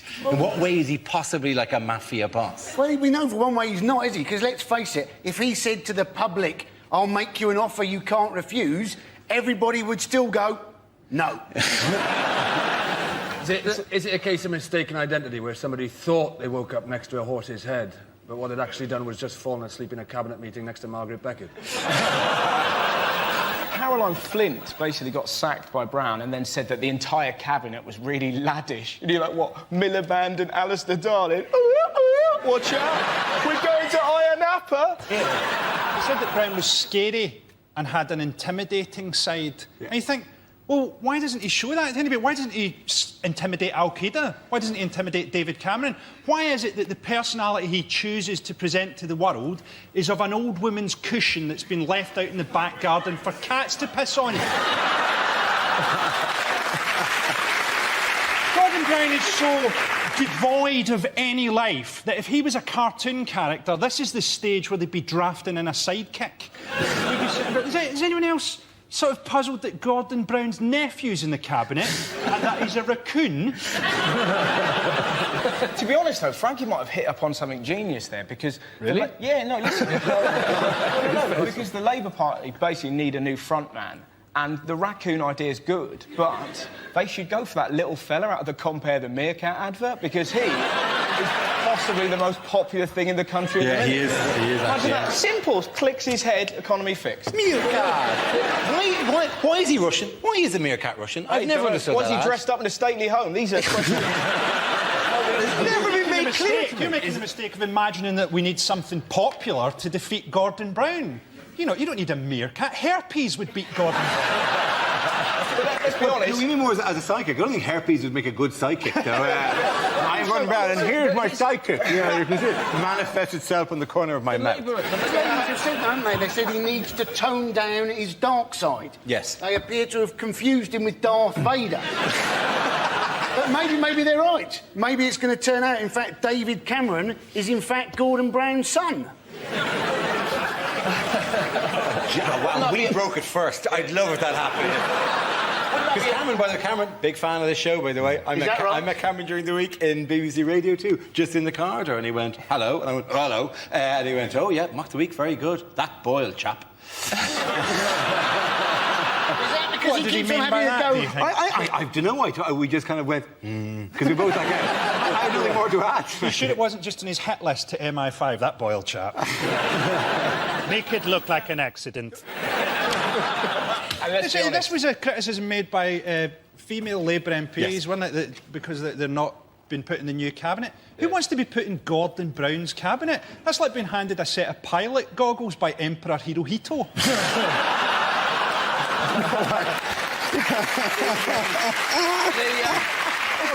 Hazel Blair's complaining that women MPs like them are being used as window dressing. Have you seen them? Where would they be window dressing? London Dungeon?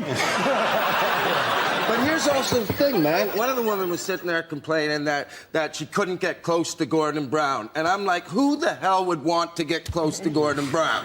Who's going to sit there and look at that sexy guy over there with one eye? I'd sure like to see his moves shake. I was wondering, maybe Gordon Brown could use his disability to his own advantage. You know, maybe he could say, oh, well, yes, I did see the recession coming. I just couldn't tell how far away it was. This game involves Andy, Rod, Tom and Russell. So if you could make your way to the performance area, please. This is where we test our performers' stand-up skills. We spin our news generator, it settles on the topic, and anyone can volunteer jokes about the chosen subject. The winners are the people I judge who produce the funniest stuff. OK, here we go. Let's spin the wheel. The first subject is credit crunch. Who wants to come in on that? Andy Parsons. Now, the government have got this idea that what they want to do is bankers who've lost their jobs, they want to retrain them as teachers, but in half the time it would normally take to train a teacher. I bet the teachers are happy about that, aren't they?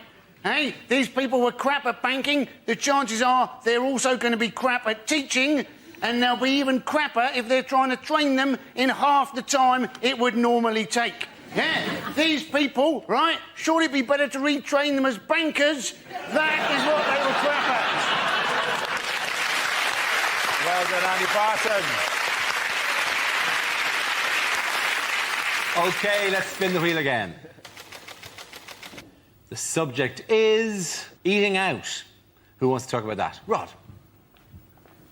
I ate out the other day. That's what I went to Cardiff Bay. It's all changed, you know, they've done it all up and it's all European development money, and some of the places now have got tables outside. It's al fresco dining in Wales. Just taking the piss. I think I tried to have a Twix on a bus stop a few years ago down there. It was too wet to eat. So everyone's pretending it's Madrid down there. You know, your soup bowl's filling up faster than you can eat it. I didn't get past my starters after 7 hours of soup and rainwater I gave up.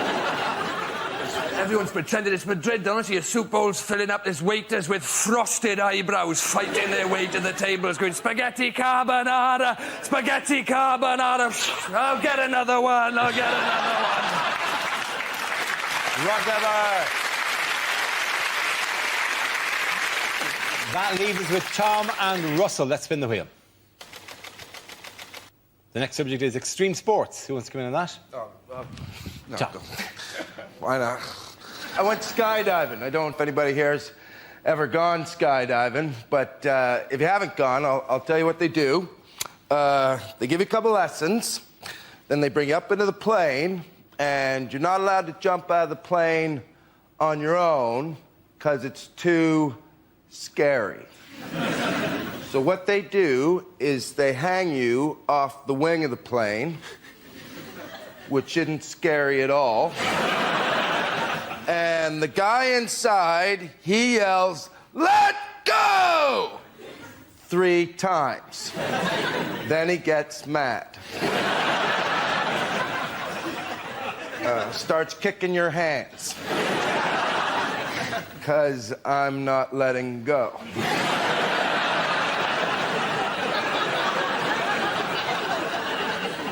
We all skydive different. I skydive with a big plane in my hand.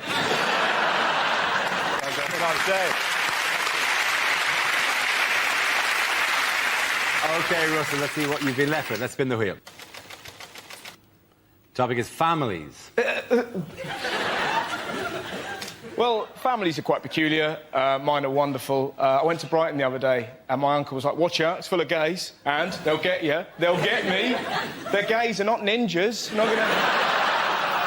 I'm so glad that I was raised by lunatics. I remember one of the weirdest stories I had happen to me when I was little. I was 8 years old. I was in Lanzarote. I just put some rubbish in a bin. I came around a corner and I was confronted by 2 werewolves, right? Turned out it wasn't werewolves, it was my mum and dad. Ah, ha, ha, isn't it hilarious? Not really, I've shat myself, right? But I've only recently found out they did not buy the wolf masks in Lanzarote.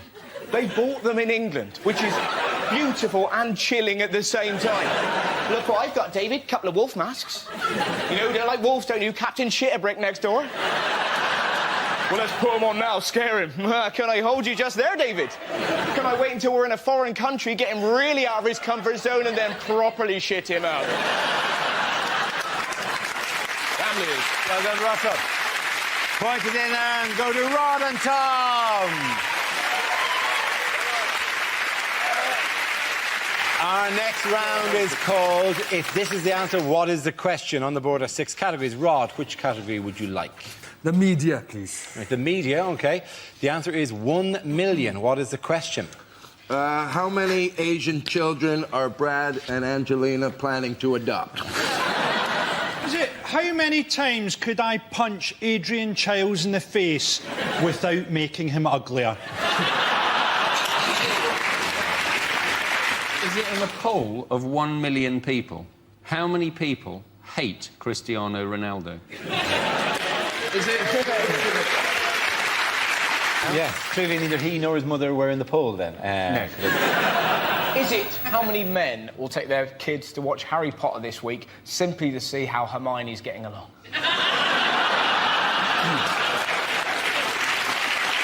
Is it, in 20 years' time, what will be the size of the black nation that Madonna rules?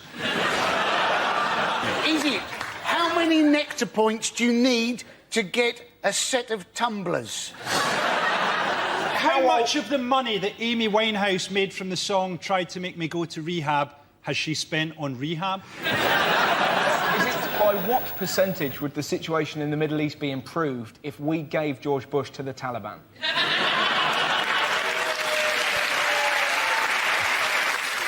Is it, what number would you get if you took everybody in Scotland who gave a shit about the Ashes and added 1 million?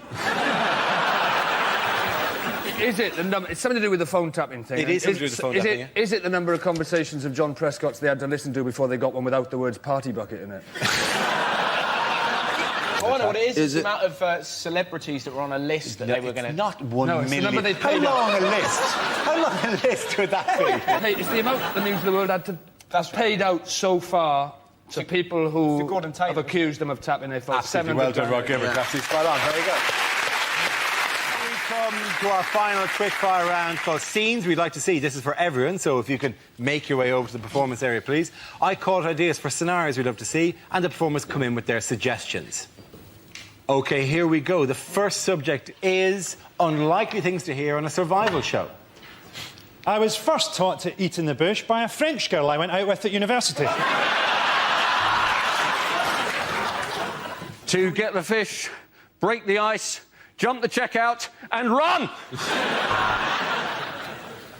Not only is this lake good for fish, but we can also put a body in it. Using excrement, mud and twigs, they've made primitive bedding here at the Premier Travel Lodge.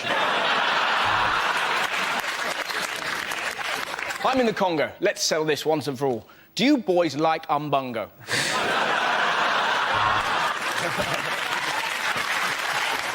Here I am in the jungle. The mighty jungle. I win my way, I win my way, I win...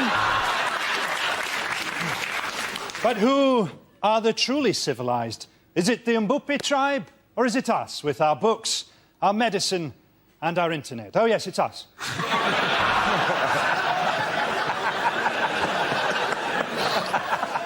Of course, food is a scarce and valuable resource to these tribespeople. So I've just bagged myself 2 nights with this fella's wife for a Twix.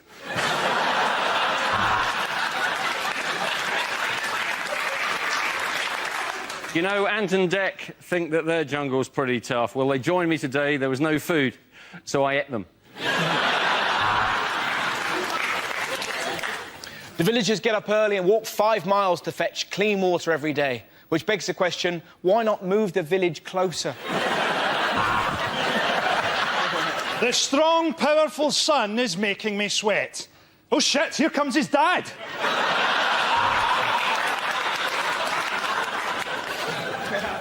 I've been living in these woods for 3 weeks now, but that's what happens if you're married to the Home Secretary and she catches you watching porn. I'm Bear Grylls, and this is my brother, Wolf Stir Fry.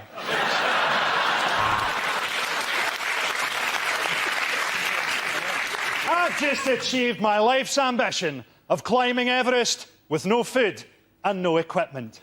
Now do you love me, Daddy? OK, the next topic is unlikely things to read on a packet. Ragu sauce. If you gave this to someone who is actually from Italy, they'd punch you in the face.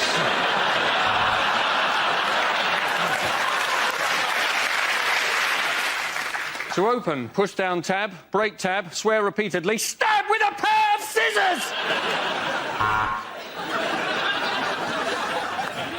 Serves 4, you greedy bastard. Now put some of that back.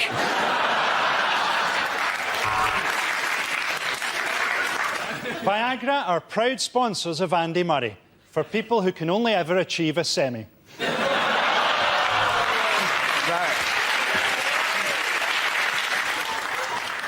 Bag may also be used for autoerotic asphyxiation. Fair trade coffee. If you don't like it, you're racist.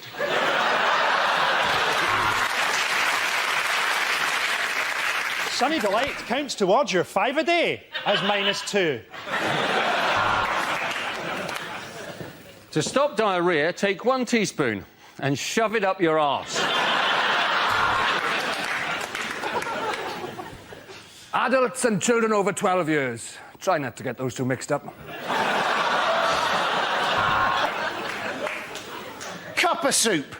Just add soup. Best before date, Rohypnol.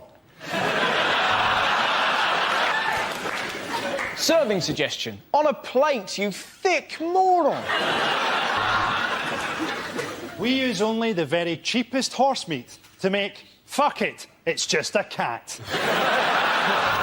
Get that round of applause to Frankie, Hugh and Tom.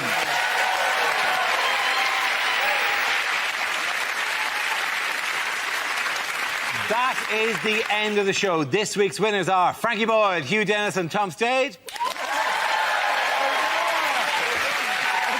Commiserations to Andy Parsons, Rod Gilbert and Russell Howard. Thank you for watching. I'm Dara Breen. Good night.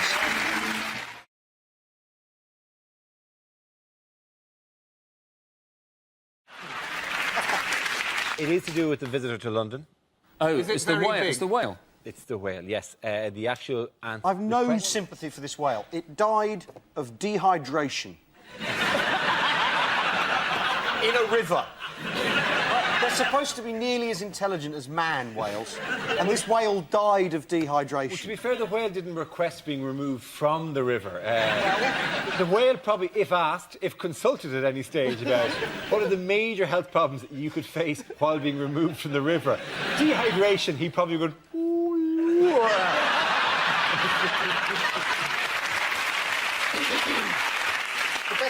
The best thing about this whole whale business is that there's now no need to go to New Zealand. Simply no need. You're 28 hours of connecting flights to look at whales. There's no point. They're in our river. Do you know one of the reasons I think it swam up the Thames was because the Navy were doing sonic soundings and stuff off Southend, and this apparently confused the whale. Because it sounds like an explosion to us, but to the whale it said diversion, North Sea closed. Delays possible till November. I was very impressed with the fact that I spoke to a number of people who said, well, it received all the coverage because we in Britain love animals. Ugh. And you're kind of going, no, I think any country that had a whale swim into the middle of the capital city would have probably gone, a whale, that's a little bit unusual to ask. I don't think there's any country in the world that gone, the bloody, like an urban fox or something. The bloody whales are at the bins again.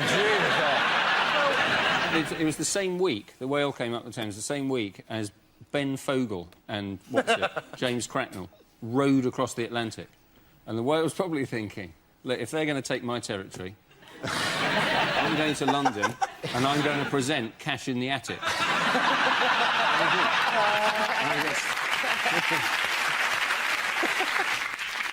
This week on Cash in the Attic. Well, yes, it was my mother's originally. But we're hoping to raise money for a holiday in Australia. I think it was weird that they were thinking... One of the plans was to use whale song to lure the whale back out to sea. But we don't know what a whale song means. We have no idea. Anything by Dido will do.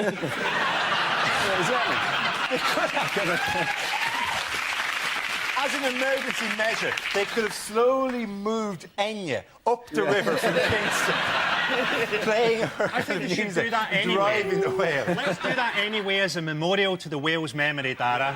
Or let's make a memorial for the whale by putting it in the EastEnders title sequence.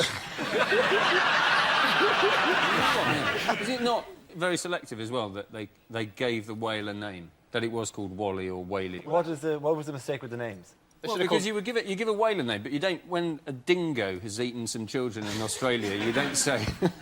Well, you don't. Davy the dingo. Well, you generally give the name to anthropomorphise, to give it to see that it reflects some great human qualities like bravery or getting whatever. lost. But eating small children isn't really the kind of thing you want to have. Oh, little Teddy the dingo, you're all full up now, aren't you? Exactly.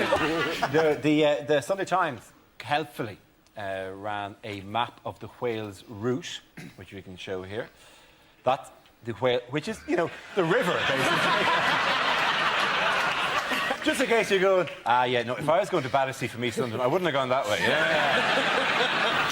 After the whale sadly died, some criticised the rescue operation. Let's face it, a whale needs to be winched onto the barge like it needs a hole in the head. I thought that was sweet, that particular one. To be fair, the whale only received the same treatment as any NHS patient, dying on the trolley 36 hours after first being seen.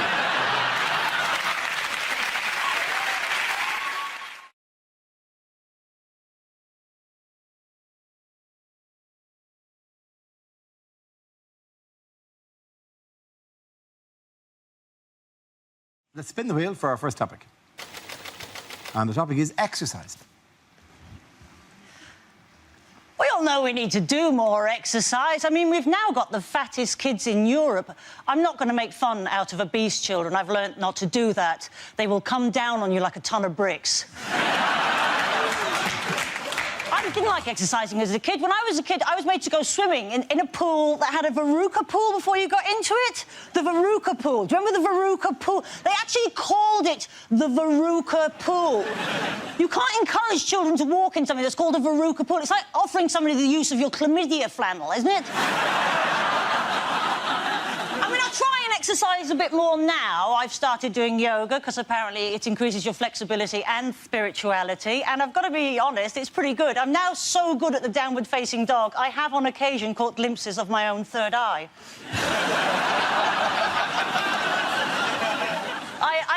I did a half marathon though a few months ago, which was pretty good.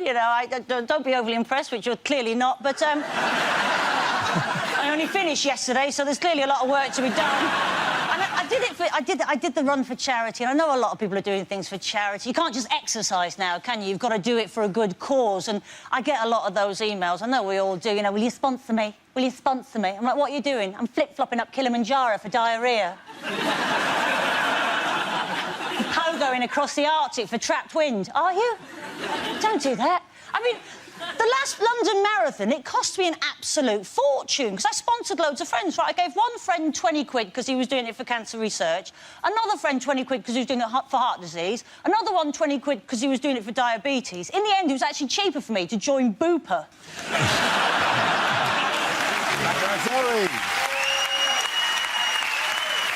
OK, that leaves us with Milton. Let's see what you've been left with. Let's spin the wheel. And the subject is work.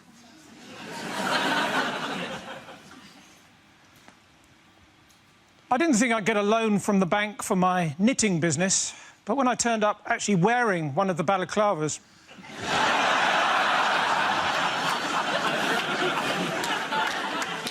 I used to be a weatherman. In fact, does anyone want to buy a broken barometer? No pressure. If there'd been a mix-up, my uncle could have ended up as the next president of the United States. He's an undertaker in the army, or Barack Obama.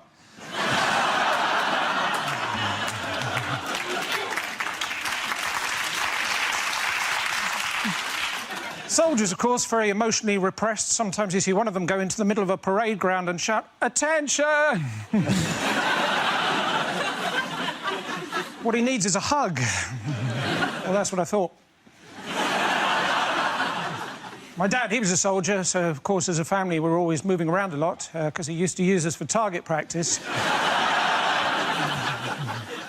6 hours I had to wait in the other day for the electrician until he opened the cupboard under the stairs and I was able to leap out at him.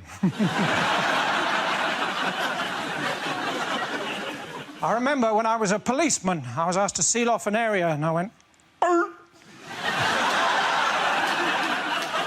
That's all right, thank you. Well done. Points there for Mr. Jones. Come on back.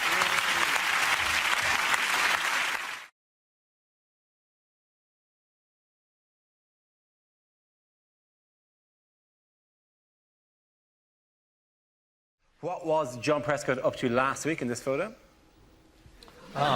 This was when he'd just fallen through a Stargate. He'd been doing some policy measures in ancient Egypt and then woof! Quantum leap straight into a kids' 100 metres final.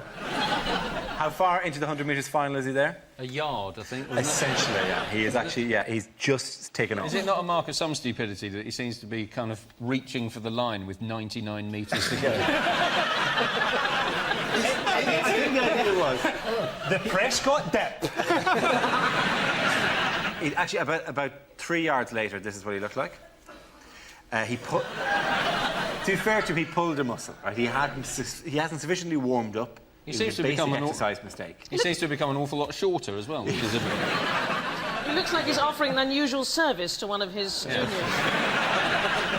Why did he do it, though? I mean, why do politicians do these stupid, humiliating things? Because he's supposed to be busy. I mean, we all know he's, an embarrassment and the government, are looking for a place to bury him. But nominally, he's the Deputy Prime Minister. And he turns up at a school and joins in with a race? He's depicting himself as a moron. Now, maybe he is a moron, but there should at least be a team of people round him trying to stop him looking quite the moron he clearly is. Clearly, there are 3 advisors there. Going, what the hell you joined in with the race, you wanker? They're children. You were wearing your coat. Of course you pulled a muscle, you fat git.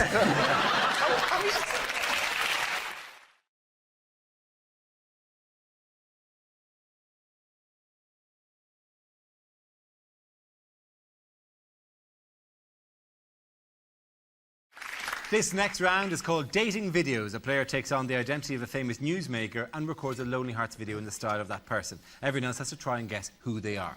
Frankie, could you please make your way to the performance area, please? And we can see your dating video.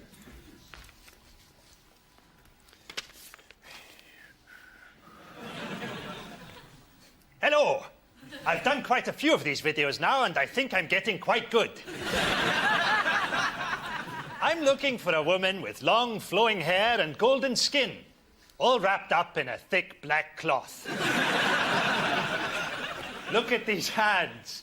They can disassemble an AK-47 in the dark. Imagine what they could do to you, baby. So if you want to get in touch with me, it couldn't be simpler. Just go to the Third Butcher on Qatar High Street and present this man with a falcon. He will know exactly what this means. Well done, Frankie, but who is it? Any guesses? It's Osama bin Laden. It is, of course, Osama bin Laden. Frankie, sit down. Hugh, I think you're up here. Can you take your position in the performance area, please? Let's see your dating video.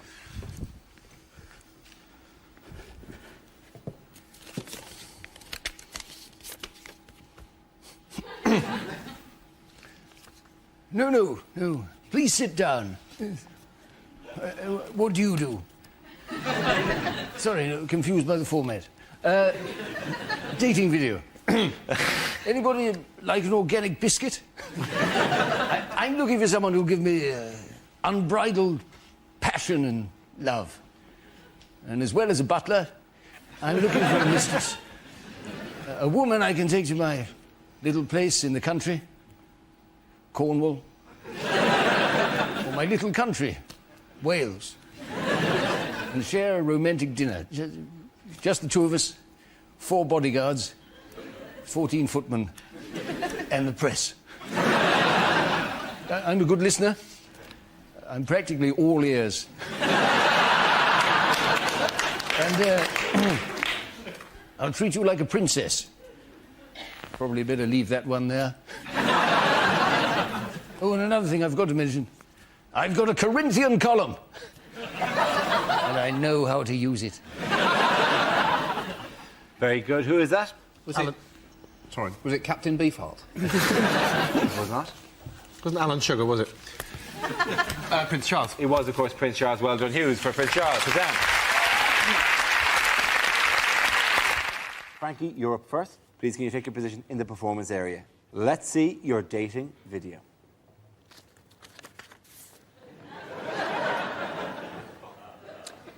Hi. Would you like to see my puppies? I'm looking for someone with the soul of a child and the body of a child. I live an interesting life, kind of like a Scooby-Doo villain. I hang around an abandoned fun fair wearing a plastic face.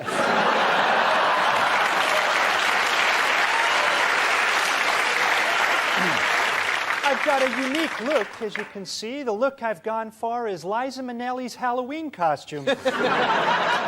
So hopefully you'll get in touch before my face melts under these studio lights.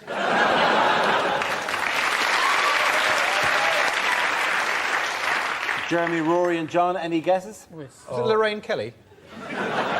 Was it eminent historian Eric Hobsbawm? It must be Michael Jackson. It is, of course, Michael Jackson.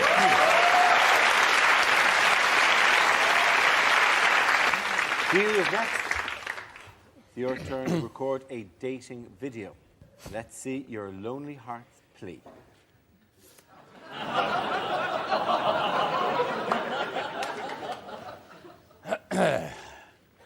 Right. Let me tell you a little about myself. In fact, try and stop me. Even now, you're probably wanting to congratulate me on one of the most sensational suntans in modern political history. But let me tell you, this has never seen a bottle of oil.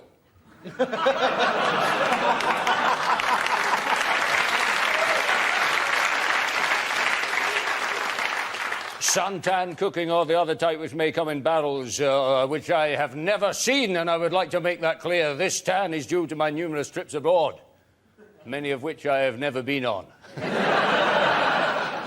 Girls, I want you to light my fire, which should be quite easy thanks to all the oil, which I don't have, I have never had. And I will never have.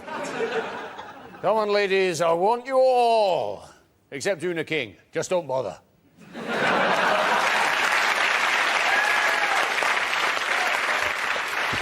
Are you going to go for it?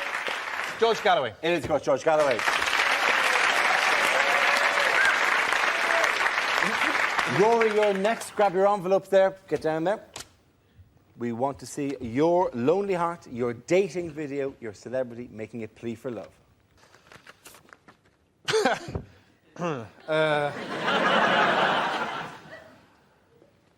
Bonsoir. Are you young, sexy, carefree? Neither am I! I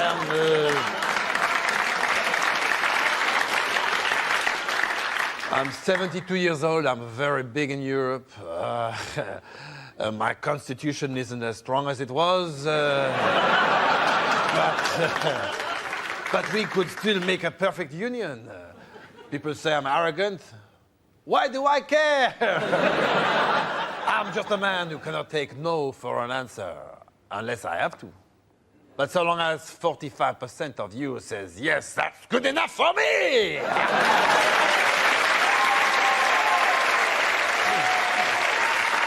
Any guesses on this side? It's Jacques Chirac. It is, of course, Jacques Chirac.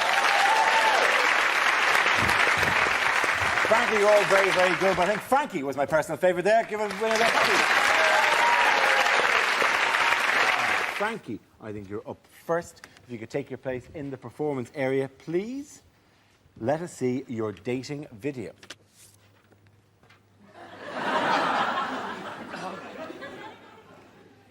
Hello. I know a lot of people think I don't have good English, but I can assure you that I am for you here waiting with the lovemaking. I see us as bringing very different things to a relationship. You will bring laughter and openness, and I will bring terrible, terrible cruelty. I'm a very deep man, often as much as 20 feet underground. But for the right lady, I allow to inspect me as closely and as regularly as she likes. Find my secret weapon? Perhaps. You may have seen me recently in my pants and think that I'm well hung. Well, I soon will be.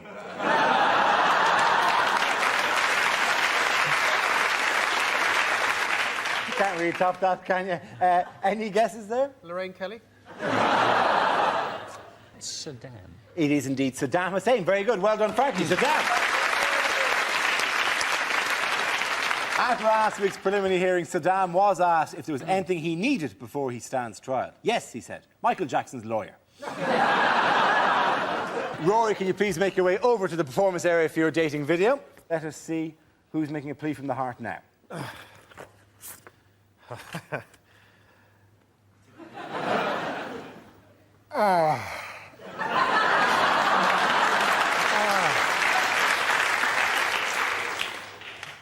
And let me tell you a little bit about myself. How long have you got? I was held in prison for nearly 30 years before they found out the truth about me and made me president. It's like George Bush, only the other way around.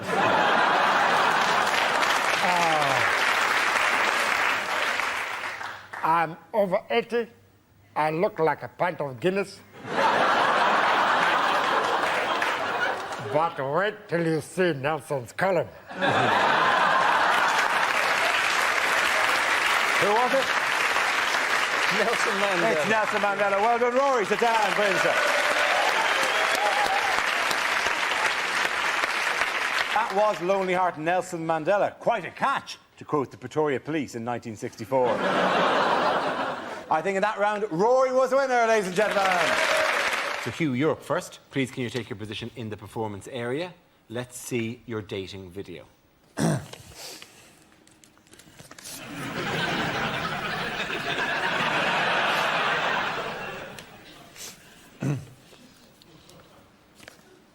Hi.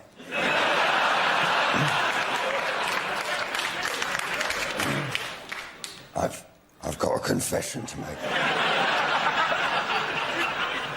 I've been looking for a man for a while now, but You know how it is.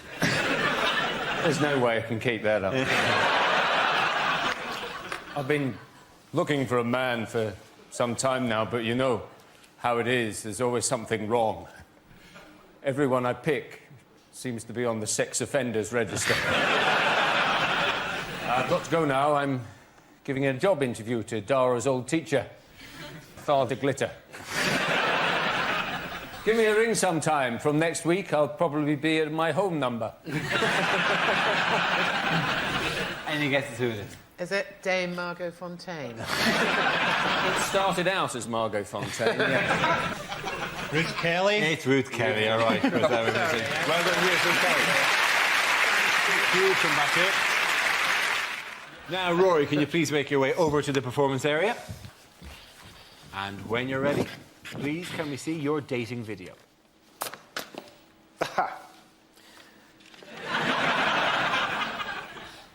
Hello. Well, I'm Swedish, but then so is IKEA. Are you looking for a long-term relationship with lots of commitment? Nor am I. Maybe just your little summer romance till take us through the World Cup. I always have the second week free.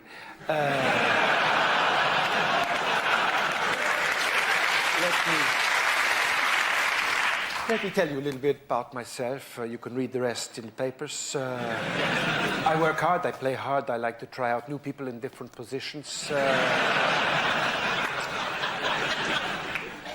In the evening, I like to curl up with a nice Italian, and I think I could manage you as well.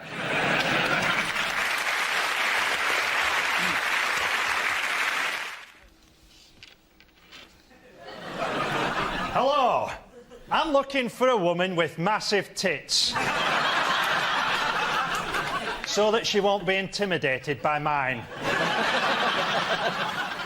I'm looking for a lady who can share the good times and the council tax. I've taken a lot of care with my appearance. I've taken care to appear like a cartoon dog who's accidentally swallowed a pickle. I've always wanted to have sex in a car, and I've got two. So I reckon if we park them side by side and take the doors off, I could just about manage it. So get in touch if you fancy friendship or something more, by which I mean intercourse. Would anyone like to give us a guess there? Well, I think we think it was John Prescott. Yeah, and we think that too. Yeah, there you go. John Prescott. Frankie, come back here. Well done.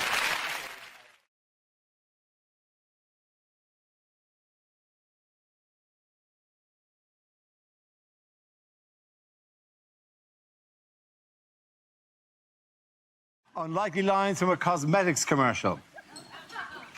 Are you an older woman struggling with her facial hair? Try Gillette, the best a nan can get. Would you like lashes with more volume? Lashes!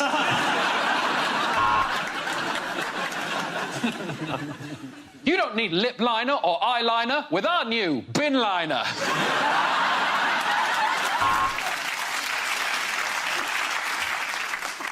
What goes into our true naked, infallible moisture, crushing nature, colour palette body moisturiser? A selection of random words that mean fuck all.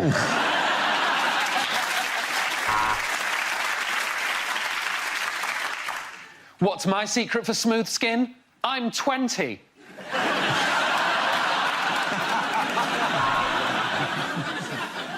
Is your hair out of control?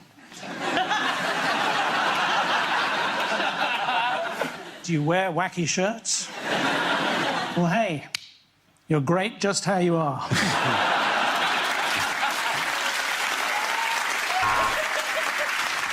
You want fuller, rounder lips? I recommend a nut allergy.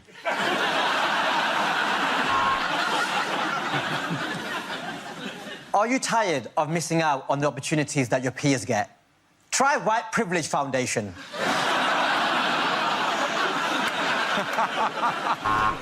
Here comes the science. Global warming is real. None of this matters.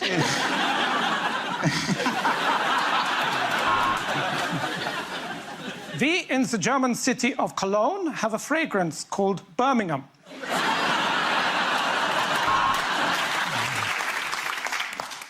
This apricot scrub removes the surface layers to leave you with the smoothest, most rejuvenated apricot you have ever seen.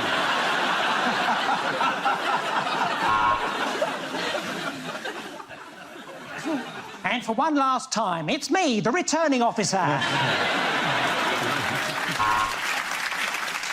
This product makes your eyelashes look really big by shrinking your eyeballs.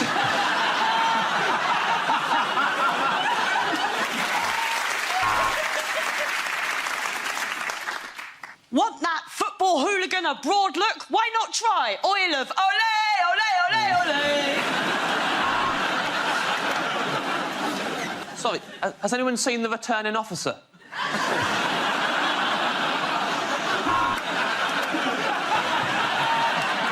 Any messages? Our new powder gives you the confidence to hit the town. Cocaine!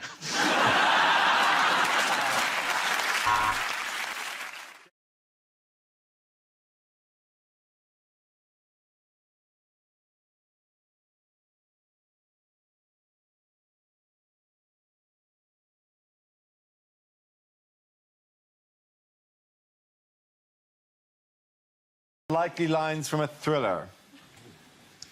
Boss, I've got some news about the criminal who's been impersonating Sting. He's turned himself into the police. We've got to get out before it goes off. Oh, no, I've misread the sell-by date. We've got another week. Yes, my name is Pussy Galore. Yeah, obviously it's a code name. My real name? Oh, it's Fanny Everywhere.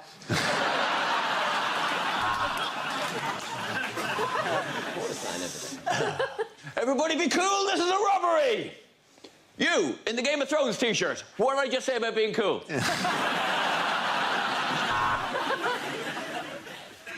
Strapped to a railway line. Thank God it's southern. I've got 6 hours to escape.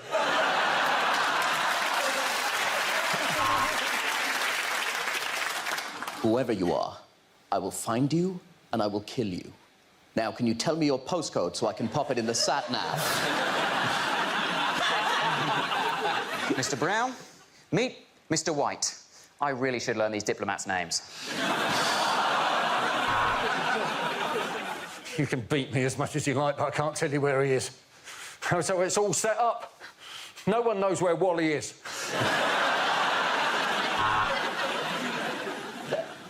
Go, leave me behind. I love you, that's why I'm saying this. Go ahead without me. You only get one chance to play the Crystal Maze. Oh, I'm so angry about all these people observing Ramadan. Nigel Farage stars in The Fast and the Furious.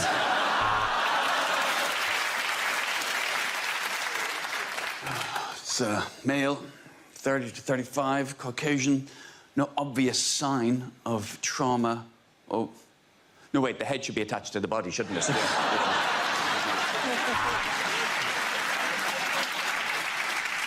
Right, we was going down to see the match with some of the lads, and some blokes got killed, didn't he? Yeah, it was murder on the Leyton Orient Express. Oh, my God. You're the Zodiac Killer. Before you do it, I'm a Libra. Just let me know what I've got coming up. This elevator company is corrupt, and I think it goes all the way to the top.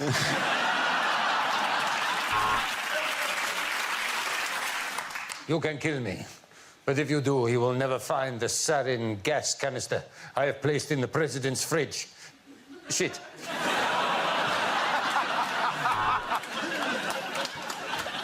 You try to expose corruption in my elevator company, you're going down.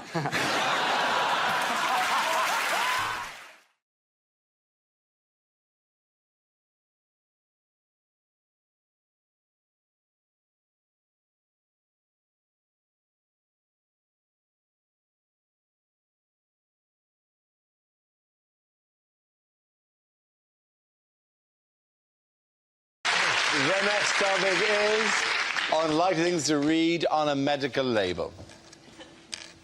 Use only if you're immobile or find it difficult to move. Tested on Dara O'Brien.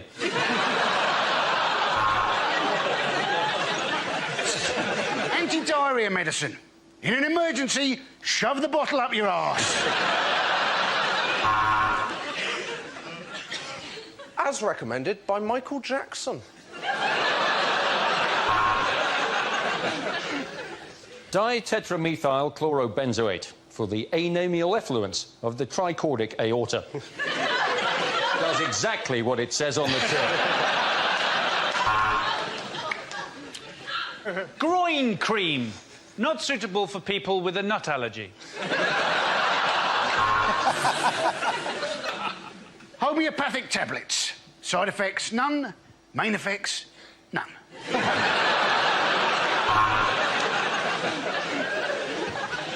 Embarrassed using anusol? Why not try this? Arse crack soothe. Do not eat dairy. Otherwise, we will have nowhere to milk the cows.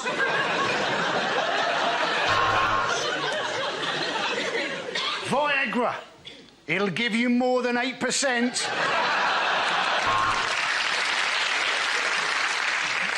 Contains placebox and made it up a limb.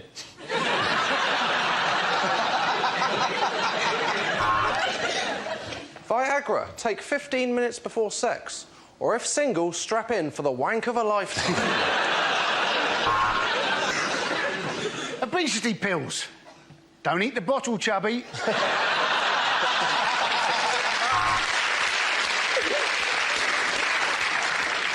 Keep out of reach of children. Not the tablets, you.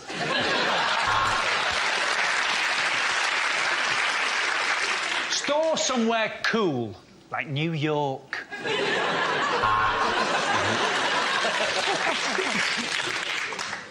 Pregnancy test. Pick up your daughter's boyfriend and shout, "Was it you?"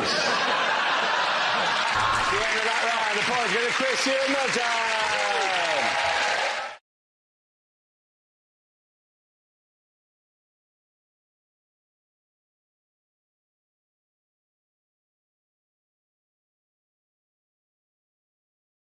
Now we play a round called Can You Smell What the Mock is Cooking? This game involves Josh and Milton, so if you could make your way to the performance area, please. This round is our stand-up challenge. I launch the wheel of news, and wherever it chooses to stop, one of our performers must step forward and talk about that subject. The winner is whoever I think is the funniest. OK, let's go. Let's spin the wheel. First topic is childhood. Who wants to come in on that? Josh. I grew up in a small village in Devon, which was as fun as it sounds. Very little happened. To give you an idea, the most exciting thing that happened in my village was when I was 7, for a brief period, there was a bull in a field. And I was terrified of this bull. I used to walk past my dad and go, "Oh, don't worry about that. He's more scared of you than you are of him." And I used to think, no, he isn't, mate. Bonfire night was the worst, though, because the build-up to bonfire night was just warnings about the way it was going to go wrong. They go, "Oh, bonfire night's coming up. You're either going to get burnt with a sparkler or hit with a firework." My favourite was on Blue Peter every year. They'd have the same warning that applied to no one in Britain. Every year they go, "Oh, bonfire night's coming up, and if you do own a pet tortoise..." Well, they go, "If you do own a pet tortoise and it's hibernating in a box, do be careful to not absent-mindedly throw that box onto the fire." I don't know how unlikely that scenario is. So I know no one who owns a pet tortoise. Secondly, how unruly is your bonfire night getting? You go, "Yeah, just chuck everything on, yeah. Yeah, Guy Fawkes with their shit, show him what I think of him. Go into my houses, get my boxes, don't look in them, throw them on the fire. I don't care that the contents is snoring, throw it on, I told you." 2 months later, you walk around your house going, "Where the hell is Sheldon?" The warnings that were wrong. The warning on sparklers, it'll burn your hands. That happened to no one. The warning on sparklers should be, if you're planning using a sparkler, do be aware you will do the same 3 shapes you did every other year. Zigzags, circles. Go on then, I'll write my own name. That is it every year. We used to have those home fireworks displays when they'd be terrifying. Most people were interested in health and safety. My dad didn't bother with that. He'd just go, "Well, you know, We've got 6 fireworks. The cat's got 9 lives. We're going to be fine. We're firing off fireworks towards the village like we declared war, and then the whole thing would climax with the Catherine wheel nailed to a gate, failing to go off. My dad creeping up on it, us going, Dad, you're not meant to go back to a lit firework. Him going, don't worry about that, it's more scared of me than I am of it, it'll be fine. Thank you very much, Josh Whittaker. OK, so Milton is left. Let's see what topic he has. Let's spin the wheel. Now, the topic is travel. Where you go? Strange things do happen. Once, I saw a little green man, and I walked towards him, and he just disappeared, and then I got run over.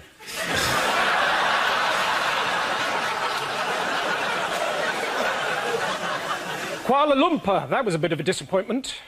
I always thought it was a bear crossed with an Oompa Loompa. You know, clingy, but quite hard-working. I was in France recently. I saw this little old lady knitting in the town square. I said, voulez-vous crochet avec moi? She took it all the wrong way. What with the financial situation, I'm not sure Ireland's going to stay afloat. Cork, maybe. 11 days it takes to walk to Torquay holding the hand of a 7-year-old. Well, that's what I thought. It was his birthday treat, but turns out he actually wanted a walkie-talkie. I'm very English, really. I even ordered a book on the internet, How to Have Absolutely Nothing to Do with Your Neighbours. Unfortunately, I was out when it was delivered.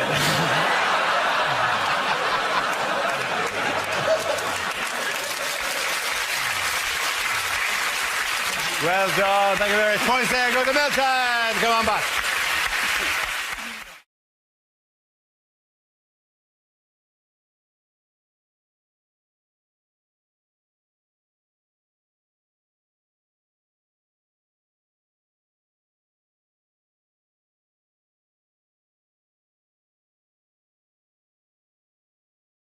So, what else? In other health news? What health initiative is coming into schools? Michael Gove saying school lunches should be banned because apparently only 1% of them meet the nutritional requirements that school dinners are supposed to have.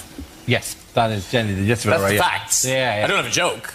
Yeah, it's true. No, it's true. But it's only 1% of. I mean, what I don't know. I don't like the story anyway. Is it just me? I don't want to think about Michael Gove's lunchbox. I just don't want to think about it. Well, I'm sorry. I presume people put it. And what are people putting into it? Like they're doing 1% of. Not the kind of stuff. You see, this seems to be a very unfair story because they're saying that packed lunches are very unhealthy compared with school lunches, but they're not. I mean, when I only ever had packed lunches. I had brown bread sandwiches. I had 2 cubes of jelly. What? Yeah. You mean jelly that wasn't made? Jelly that wasn't made, because my mum didn't like giving us chocolate or sweets or something. She used to cut up jelly. Oh. She used to cut up a jelly, you know, the cube that you make it from, and give me 2 bits of it. And it was really, really nice. But for the rest of the day after I'd had it, I was always slightly worried that it might turn into jelly. Just a huge shape. If you drank a glass of water, it would sort of go... Just split apart and there'd be a huge-shaped jelly there. That's the biggest jelly baby in the world. I also did point out to you that you also said you had brown bread sandwiches. Do you mean like 2 slices of brown bread with a slice of brown bread? You have to. You mean, how can packed lunches have only 1% of the nutritional requirement of a school dinner? What are people putting in these packed lunches? Is it like a large sandwich and a sugar cube? You're thinking some of the kids must be so stupid they're actually eating the plastic box. I thought parents have more control. No, but they do. The problem is parents do have control. Every time they try and solve this problem, the parents get in the way. When Jamie Oliver tried it, right, tried to get rid of turkey twizzlers, put healthy food in schools, so mum's at the school gate passing packets of chips through to their children. If you want to solve this problem, it's not a policy thing. Just make the railings thinner so they can't shove the massive hand.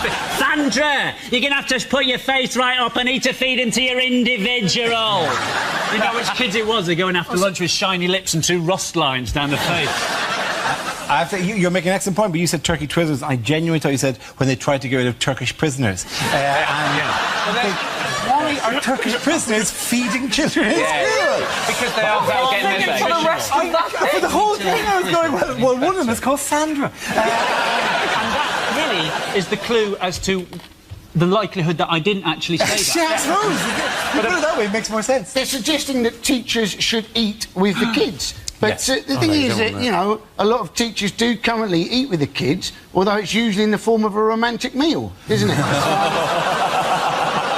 Merry Christmas! Merry Christmas, DVD owner.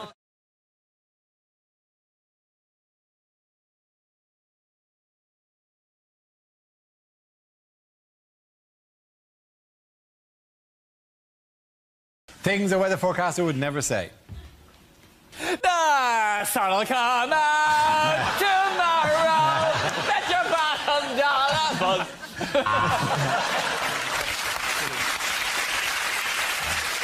And these are the worst floods since records began, which was last year when all the records were destroyed in that flood.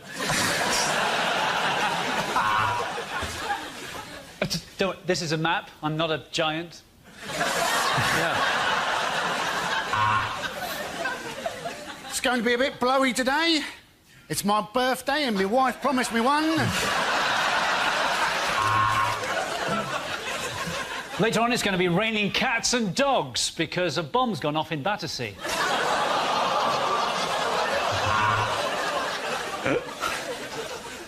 Well, it was cloudy earlier.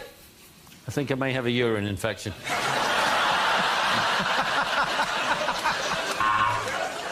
It's well hot, isn't it?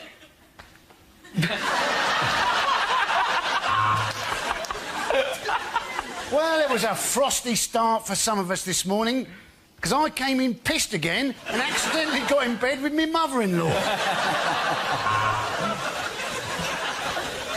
Well, you'll be glad to know that scientists have finally explained why we've been enduring this rather long spell of disappointing weather. Apparently, we live in Britain.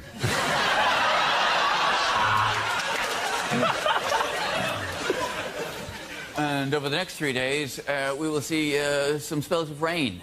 The entrails never lie. Things should be getting a lot cooler.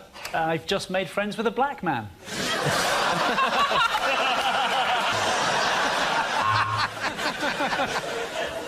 Well, I'm afraid you're going to get wet later on.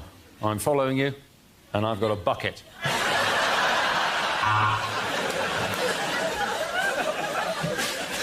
I'm sure the ladies are going to be wearing skimpy bikinis tomorrow. It could reach 90 degrees, which is not bad for a man my age.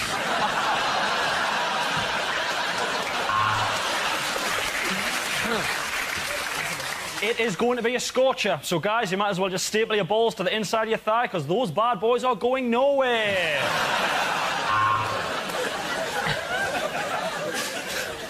Thank you very much, Dave. Yeah. Pretty easy report on things that have already happened. Now, predicting the future.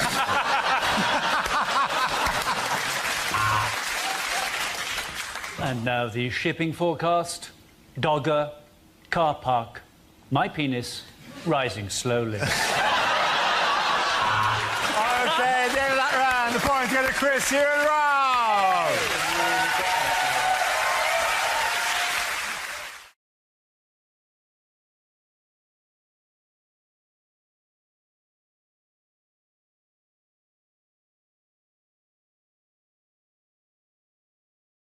Let's spin the wheel.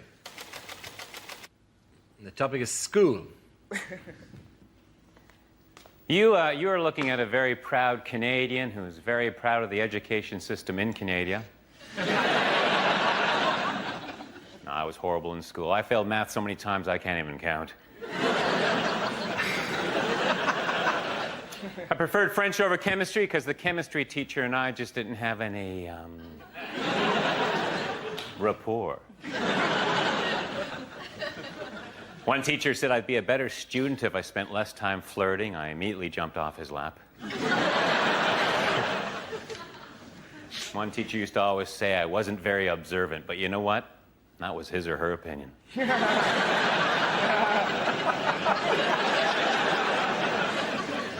I was going to join the debating team, but someone talked me out of it. In high school, I was voted most likely to reminisce.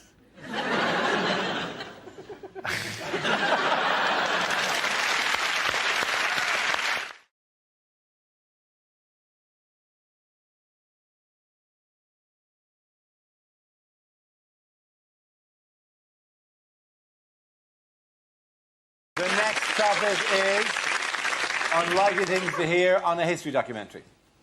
Now follows a documentary about the Queen Mother, which contains nudity and strong language from the start.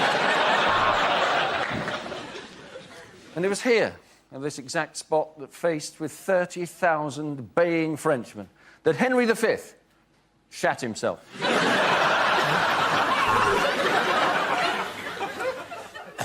On the first day of the Battle of the Somme, over 60,000 documentaries were commissioned.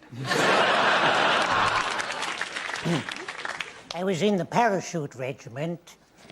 I was dropped over occupied territory. 4,000 feet, 3,000, 2,000. I pulled the cord. My cagoule tightened.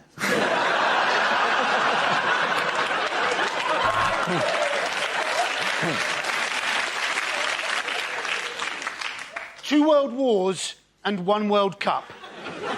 Doodah. And it was actually here, in this very tower, that the princes were slaughtered. William on Red Bull and vodka and...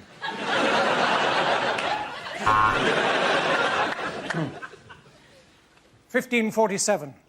Nostradamus predicts the rock group the Kaiser Chiefs. He also predicts a riot.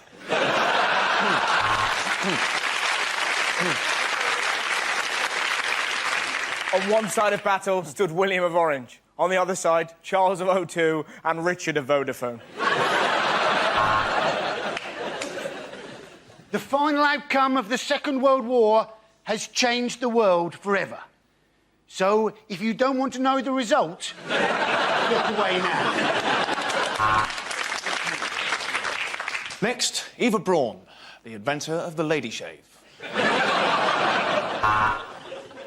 So it was my job to assassinate Himmler.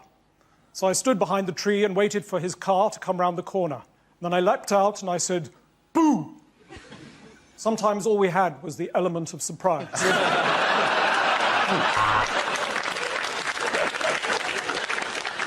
Napoleon was imprisoned in St. Helena, which was extremely uncomfortable for her. Her head was pointed, and he never took his boots off.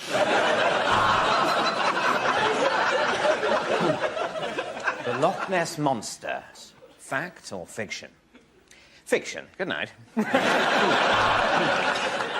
Of course, during the war, I was brought up in Dorset. None of us expected the surprise Japanese attack on Poole Harbour. At the end of that round, the points go to David, Hugh and Milton.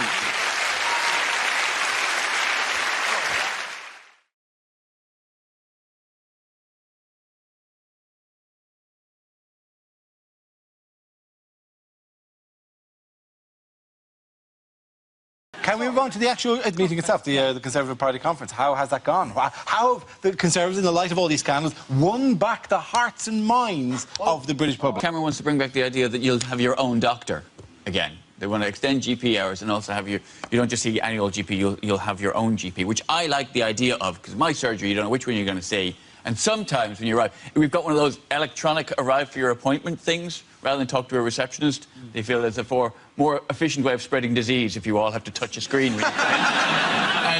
and sometimes it'll say you're going to see this doctor or that doctor, but sometimes it doesn't know. And one time I've gone in, and it's actually gone, you are seeing Dr. Unknown. My old nemesis. We meet again, Dr. Unknown. People are worried about kind of immigration and employment. People are defecting to UKIP. And so to counter that, there's this amazing policy, which is that if a parent or something dies and he leaves a pension, they're going to reduce the tax that you have to pay after death. You kind of think, what, is that exciting in any sense? Yes. No. To rich people, that is enormously exciting. I don't understand it. What about zombies? Okay. Zombies is a legal grey area. Do they have to pay it, or do they get a rebate? They don't get a rebate, but they only have to pay a lower rate of tax on when they draw down the lump sum that they had previously invested but not taken. Presuming they became a zombie after 75. Before 75, of course, they get the same series of monthly payments that I have leading up to the breakup.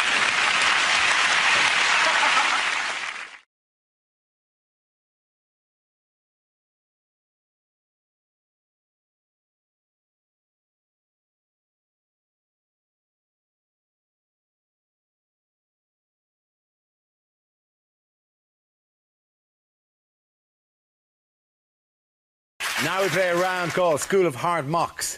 This game involves Rob, Andy and Stuart, so if you could make your way to the performance area, please.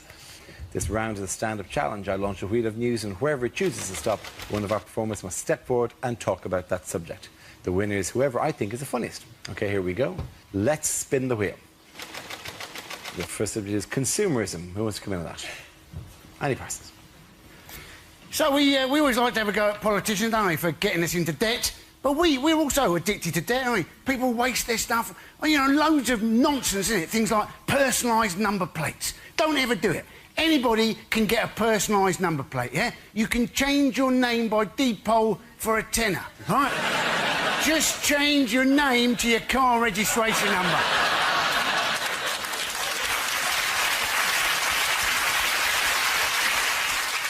And it's the same people going, oh, yeah, look, I've got a new watch. Got a new watch, I have. Yeah, it's a diver's watch, yeah? Goes down to a depth of 200 metres, this does. 200 metres is the depth of the North Sea. If you find yourself at the bottom of the North Sea, you're not diving. The ship has sunk, the air bubble is running out, and it's going to be little consolation you know what the bloody time. Thank you very much, Andy Parsons. OK, let's spin the wheel again. The next subject is food. Who wants to come in on that? Rob. I like food. I eat it most days. And the thing is, I've moved out with mum's now, so I go home and see my mum and dad, and I'm excited to see them, but I'm more excited to see the contents of the fridge.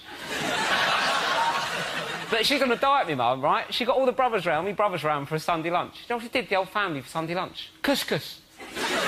For lunch. Right? I rang Childline, they didn't want to know. I don't trust couscous, to be honest with you. Anything you put in your mouth that feels already chewed should not be in there. It's fat sand, I don't want any part of it. Right? She served it with toasted pita bread. Have you ever toasted pita? Anyway, why is it so hot? A bit of folded bread, what's its problem? A bit of toast pops out warm and toasty, the pita's on fire. Once you get past the hour, I've got the dragon breath inside to deal with. There's only two things in the world hotter than toasted pita bread. One's the sun, yeah? And the other's a cheese and tomato toasted sandwich. What's that prick's problem, right? What's his problem? Do you know what I mean? The cheese, I've not got a problem with the cheese. The tomatoes? They're little slices of lava.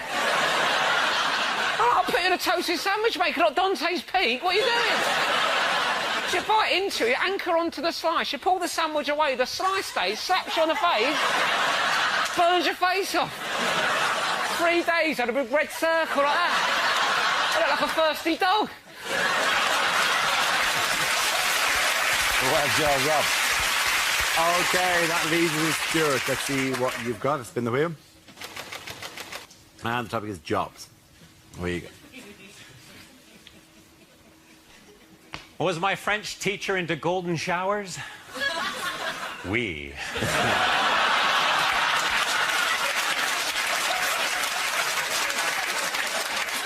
I'm a Canadian comedian, but if people think I'm Russian, Soviet.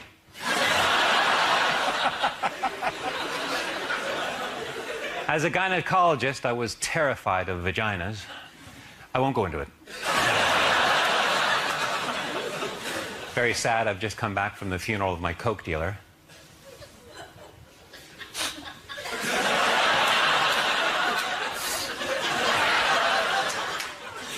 I was fired as a Boy Scout leader. I wasn't prepared for that.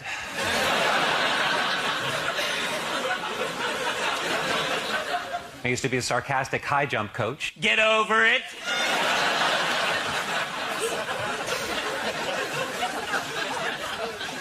Used to be a professional table tennis player in Southeast Asia, and recently I went back for a big party. Oh, it was a real Hong Kong ping-pong ding-dong. And someone fired up the old karaoke machine. Oh, it was a real Hong Kong ping-pong ding-dong sing-song. And someone rang the doorbell.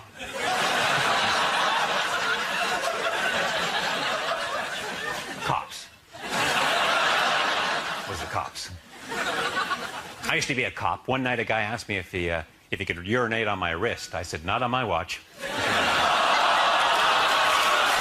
Thank you very much. Good night. Thank you very much, Stuart Francis. Points there for Stuart and Rob and Andy. What the hell? Come on, everybody gets points.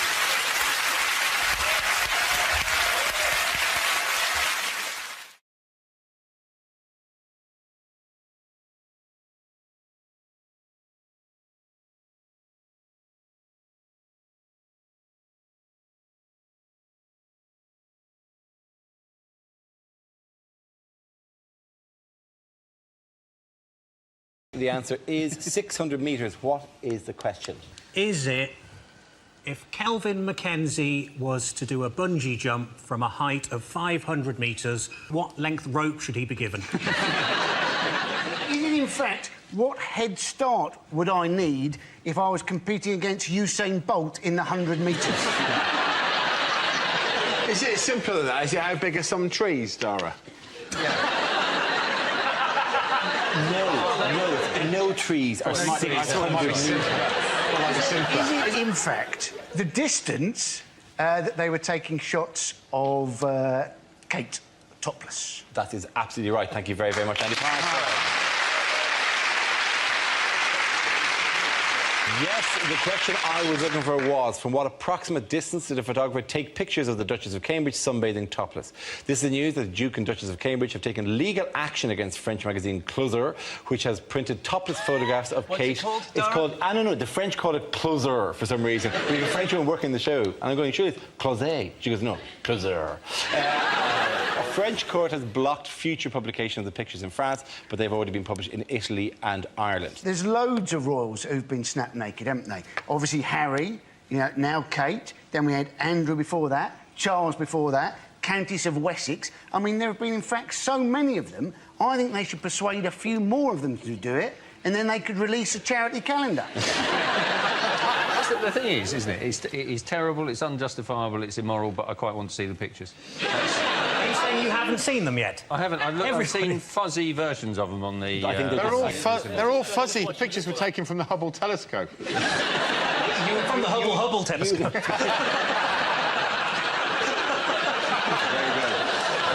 I found intriguing was I think, I don't know what everyone was, I was certainly waiting for the next time she appeared in public to see if she would acknowledge what had happened to the cameras. And she didn't. She just did the same smile that she always does. Because if someone had photographed my meat and two veg, I probably would have come out and gone...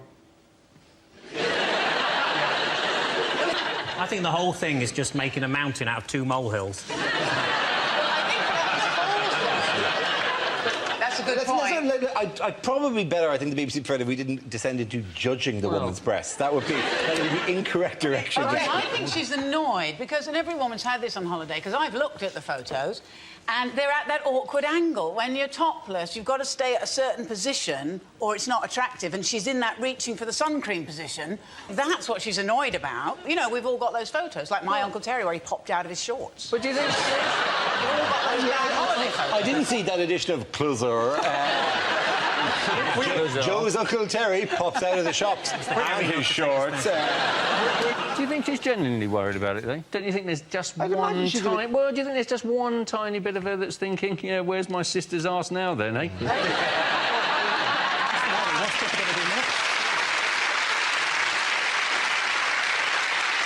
To their credit, no British newspaper editors have published the picture, although they have all had a proper think about it.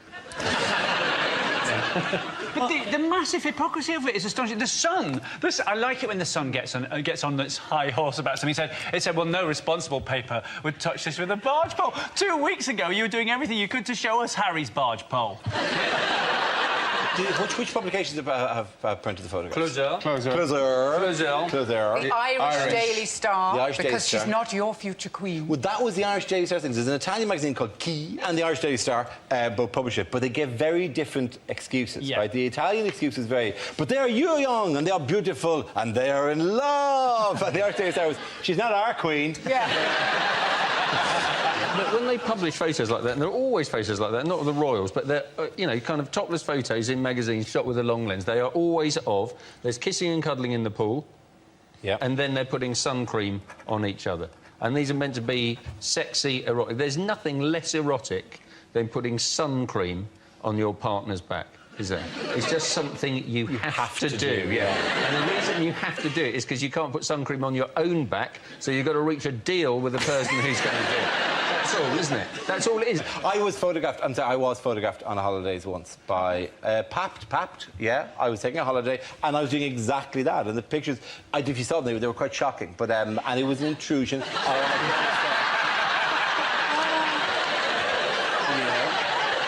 wasn't on holiday, was it, Dara? No, there was no holiday. It was at our house, wasn't it, Dara? Where do we get the least erotic thing I've ever seen? Where does a guy in the office find the source photograph?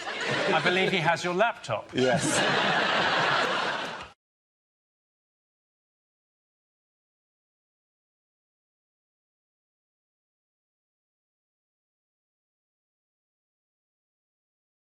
Now we play a round called Wheel O News. This game involves Ed, Andy, Frankie and Joe, so if you could make your way to the performance area, please. This is a stand-up challenge. Our random news generator contains a bank of topics. We spin the wheel, and when it stops, anyone can step forward and try to make us laugh about the subject it's landed on. The winner is the team I judge to produce the funniest material. OK, here we go. Let's have the first topic, please. And the first topic is that bullying? Who wants to come in on bullying? Ed. I'll say bullying. Bullying, serious problem. Obviously, there's a lot of problems in the world, but it's OK, because wristbands are sorting them all out. Them ribbons were useless, but the wristband was on the case to save the day. But my favourite wristband is the anti-bullying wristband, because footballers like Wayne Rooney, people like that wearing it, that kids were getting beaten up at school for their anti-bullying wristband. And that's just beautiful. I'm just so glad that never happened to me when I was at school, because I could imagine myself trying to reason with the bully as he beat me up for my anti-bullying wristband. Like, no, but that's my... Oh, the irony. You're only fooling yourself. You may take my wristband, but your actions will never mirror the sentiments it represents.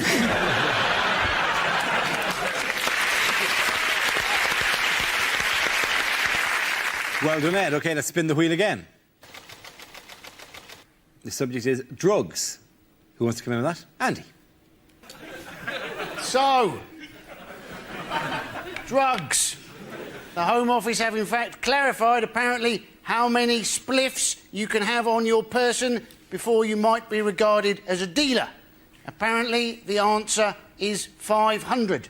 That's a fair amount of personal use, isn't it? You would have thought you could have 500 almost anything on you and be regarded as a dealer. If I had 500 hobnobs on me, I think you could regard me as pushing biscuits.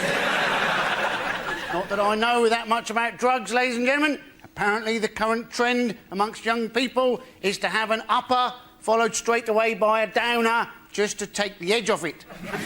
Why not just take a bit less of the upper? That to me would be like having a Red Bull and then having a Horlicks straight away afterwards.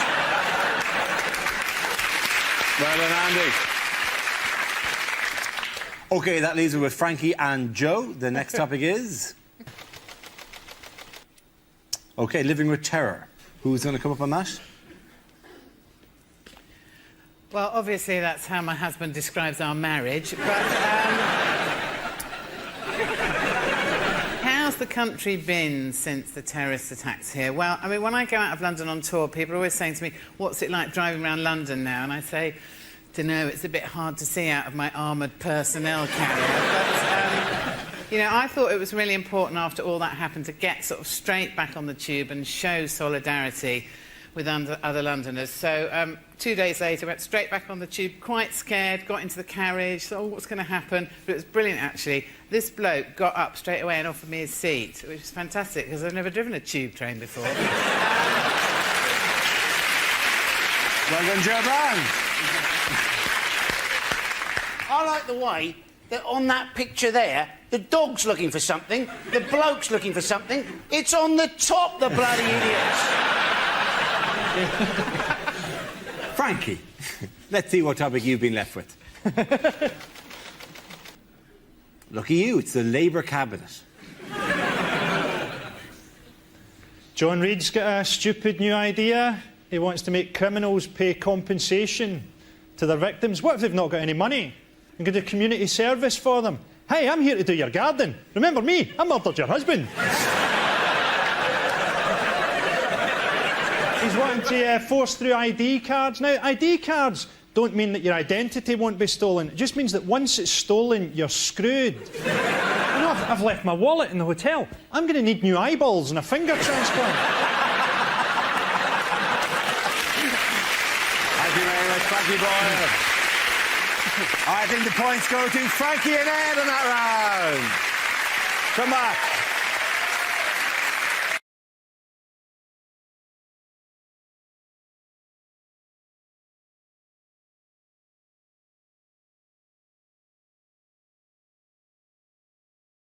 Unlikely things to hear at the World Cup. And here comes the Irish team.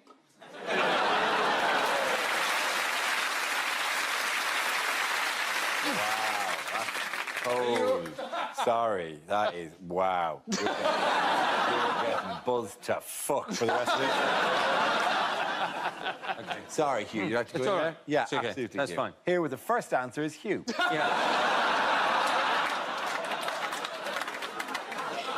And here come the Irish team.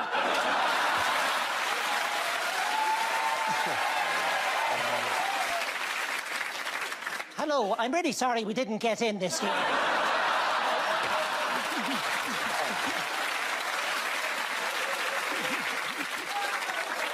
And up in the stand, the Uruguayan women with their chant, Uruguay, and I'm a girl. And Portugal have beaten Spain, and Saudi Arabia have beaten a woman for wearing shorts. Jamie Vardy managed 4 shots in the first half, 3 Sambucas and a Skittles vodka. And that is a great shot from the Russian, but unfortunately the journalist has survived. So it's Panama's first time at the tournament, but they have been doing FIFA's accounts. And Sterling has taken a dive. That's it for financial news. Back to the football. Well, it's official. England are out. And we can go back to identifying people with flags in their windows as racist. Well, let's have a look at the Swedish bench. $12.99 from IKEA.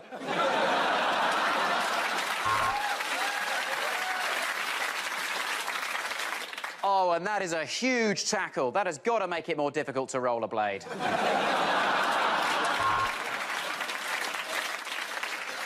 Brilliant goalkeeper, David De Gea.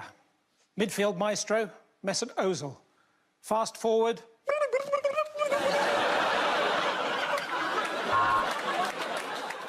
And he's nipped round the back and banged in an absolute screamer. This really is the best leaked sex tape in the history of football.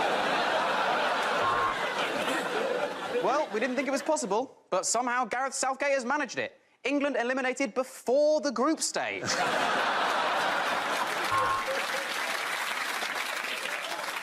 Well, at 2-1 down, Iran had to do something, so they brought on their secret weapon, a 14-megaton intercontinental ballistic missile. If you've just tuned in to England versus Germany, what are you doing, mate? Love Island is on. Well, it looks like semis for Croatia. I wish they had worn bigger shorts.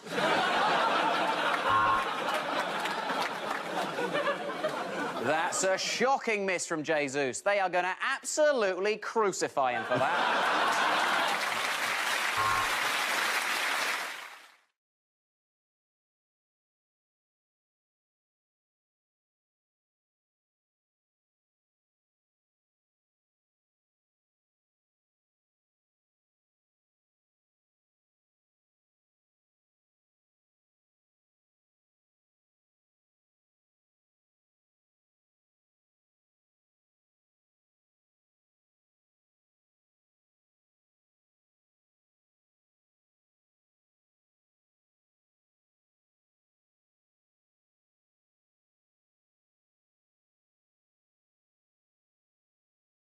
Things you wouldn't hear in a charity appeal.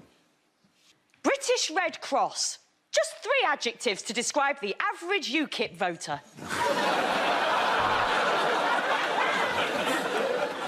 Stuck in a chair, barely able to move. Please help us get Dara walking again.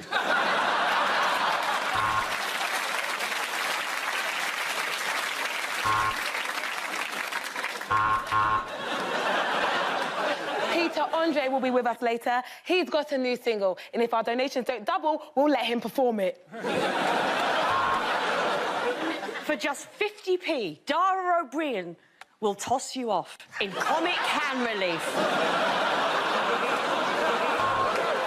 50p? 50p? There's no way I'm paying that. God, give me a quid at least. I'm classy. Kiss him and everything.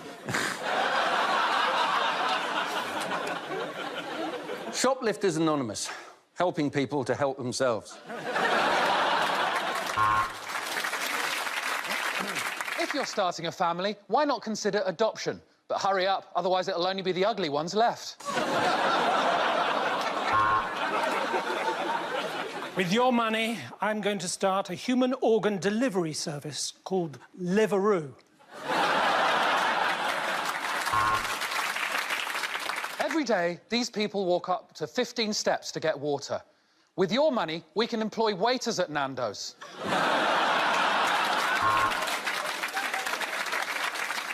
At the National Trust, for just £70 a year, you can have unlimited access to national treasures, like the gardens of Stour Head or the sumptuous interior of Judi Dench.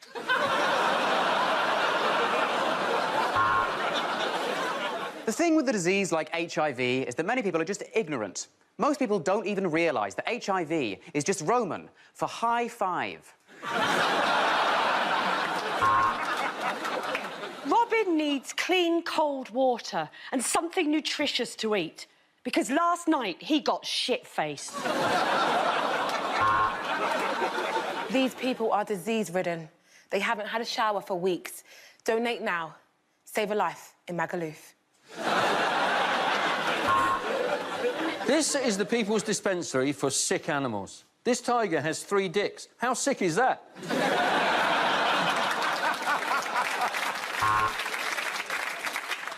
Give a man a duck and he'll feed himself for a week.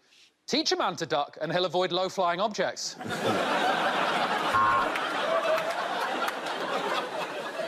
With your money last year, we took this homeless man and completely transformed him into a homeless woman.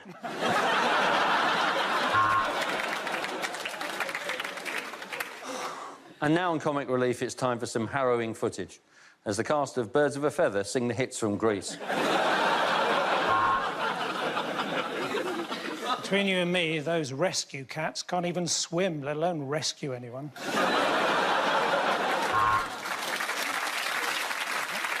The Royal Society for the Protection of Birds, the only charity looking after the needs of Cockney women. For just the price of a cup of coffee, we can get little Nagubu a cup of coffee.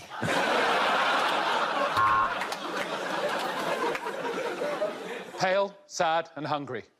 We're raising money for the Irish football team. OK, look, man. Points go to Milk and Hugh and Angela.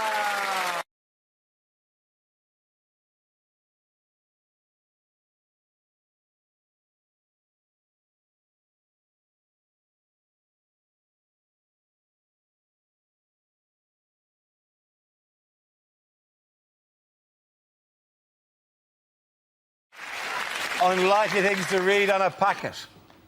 Ragu sauce. If you gave this to someone who is actually from Italy, they'd punch you in the face.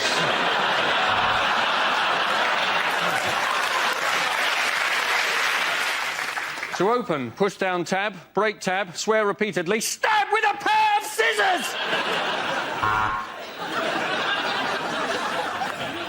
Serves 4, you greedy bastard. Now put some of that back.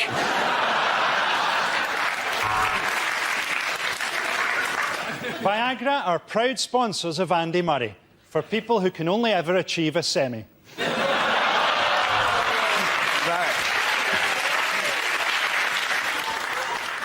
Bag may also be used for autoerotic asphyxiation.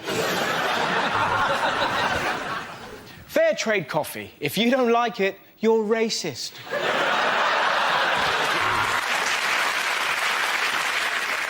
Sunny Delight counts towards your 5 a day as -2. To stop diarrhoea, take 1 teaspoon and shove it up your arse. Adults and children over 12 years. Try not to get those two mixed up. Cup of soup. Just add soup. Best before date, Rohypnol. Serving suggestion. On a plate, you thick moron. We use only the very cheapest horse meat to make fuck it, it's just a cat. The end of that round, of course, go to Frankie, Hugh and Tom.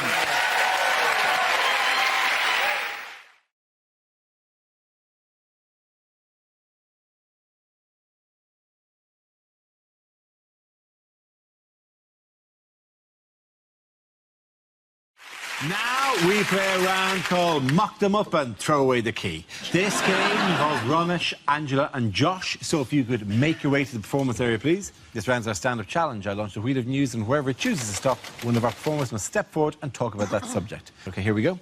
Let's spin the wheel. The first subject is food. Who wants to come in on that? Josh.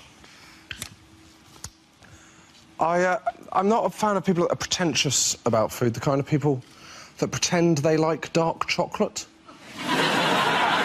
And by that, I mean anyone that claims to like dark chocolate, because no one actually likes dark chocolate. No one's eating normal, nice milk chocolate going, well, this is good, but I wish it tasted a bit more like paracetamol. All this pretension. I went into a cafe for breakfast the other day. One of the things they sold on the menu, toasted bread. That is called toast. What are my other options? Flaked corn topped with the juice of a milked cow? Maybe I don't know what people want from food. I was walking along the street the other day. A van went past. On it said, Waitrose, do you like your bananas green? And I thought, no. No, I'm not a huge fan of diarrhoea, no. I don't like my bananas green for the same reason I don't like my chicken Kiev's dangerously underdone. But now you go into Waitrose, all they have got is green bananas. You go, am I the only person that's ever bought a banana because they want to eat the banana?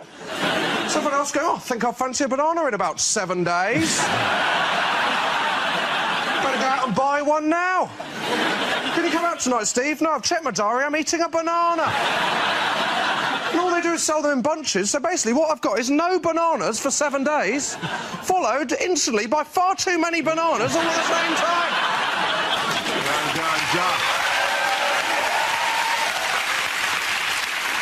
OK, let's have the next topic. The subject is health. Who wants to come in on that? Angela. Yeah, I am quite a sickly person. My own mother once said, Jesus, Angela, if you were a dog, they'd put you down. That's... Yeah, I've got something called glue ear. Well, I don't know if you know what glue ear is. It necessitates the wearing of grommets in your ears, right? Now, I don't know. Some people have grommets when they were a child. Child is the key word there. I'm 37, I've got grommets. I might as well have sodding nappy rash. Even the word grommet is a cartoon character. You don't get that with adult procedures, do you? My grandmother, she's had a bilateral hip replacement. She hasn't had a double SpongeBob. Grommets. Right, and they're inconvenient as well. They're inconvenient because I love swimming. But I can't get my ears wet, so I have to wear a swimming hat. My mum bought me a red one because she said it would just look like your hair.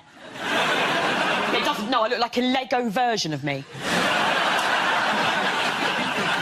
not even the worst of it. Right? That's the worst of it. Twice a year, I have to attend something that's called the Glue Ear Clinic, which takes place at my local children's hospital.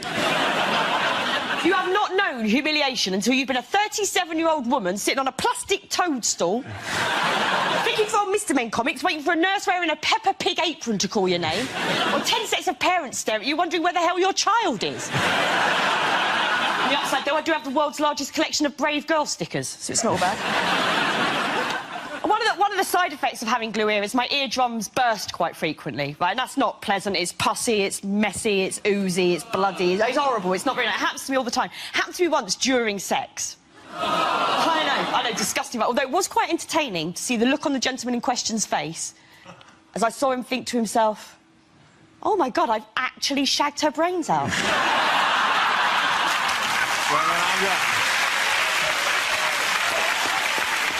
OK, that leaves us with Ramesh. Let's see what you've been left with. Let's spin the wheel.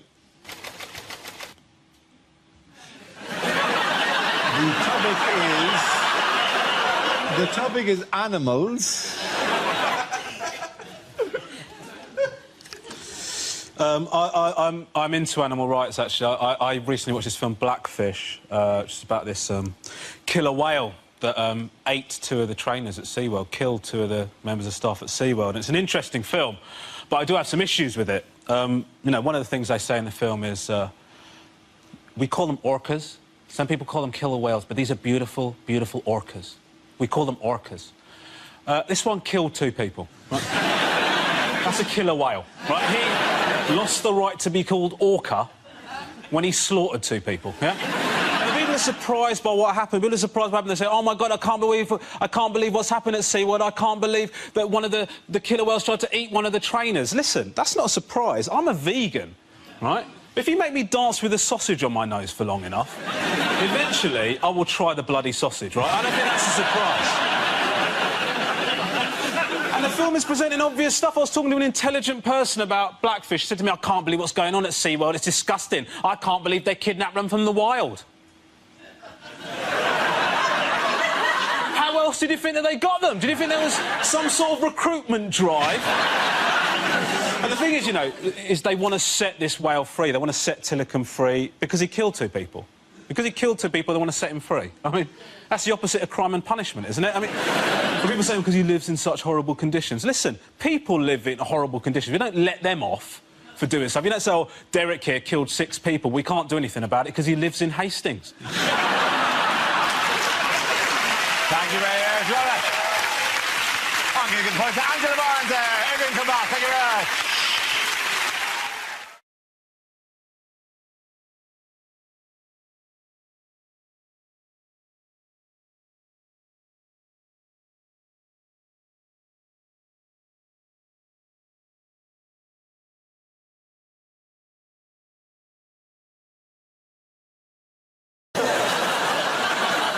In other news, where was Theresa May, however, speaking this week? Florence. She did go to Florence. Yeah. Wonderful. Well, Yes. Nice, lovely place to go. Yeah, Wasn't it? where she was trapped in a glass box. Yeah. Failed to get out. I think I'm not quite sure why she went to Florence. The way it's going with this constant extensions, it feels like the only way we're going to leave Europe is because of actual continental drift. Nigel Farage is very unhappy about the sort of transitional period, and he said people in this country didn't vote for a transitional period. I'll tell you what else people in this country didn't vote for. Nigel Farage! The government also, I mean, this is fair, they want us to be more positive about Brexit. Yes, they do. So I'm Yes, happy they to say I'm positive it's a massive risk and no one knows what they're doing. I wish they'd admit they don't know what they're doing. That would be so admirable to just go, but it's really hard. Forget it, I wish I hadn't said it. Sometimes I say to the kids, right, that is it. No telly, no video games, no iPads. But that is unenforceable. You cannot keep that. Do we like Google porn, have Haribo? I don't care. Everything in the screen. Everything in the screen. Very good. Google porn, have Haribo. You've just described Friday night. This is tongue-fastic. What has happened since the speech? Oh, it's all gone tremendously positively. It has, yeah. Boris has claimed credit for it. Boris has claimed credit for it, Which yes. is a bit weird, because it went down badly, so it's a bit like demanding praise for a fart in a lift. Boris is just there being like, I smelt it, I dealt it, I did the crime, I've done the rhyme. Boris claiming credit was like claiming responsibility for a fart in the lift while not being in the lift when the door opened. I did that. Boris isn't really sort of in charge of Brexit, and now it looks like we're going to be staying in Europe for longer, and no one really knows sort of what's happening. And so it's not really Brexit anymore, but it's still got the name Brexit, and it hasn't really got the original cast in it either. So Brexit's now sort of become Fast and Furious Tokyo Drift. I can't wait for The Rock to get involved in Brexit. So excited for Dwayne The Rock Johnson to get involved in Brexit. If The Rock got involved in Brexit, I would apologise to all the Leave voters so quick. Right, this was a great idea. I love you all.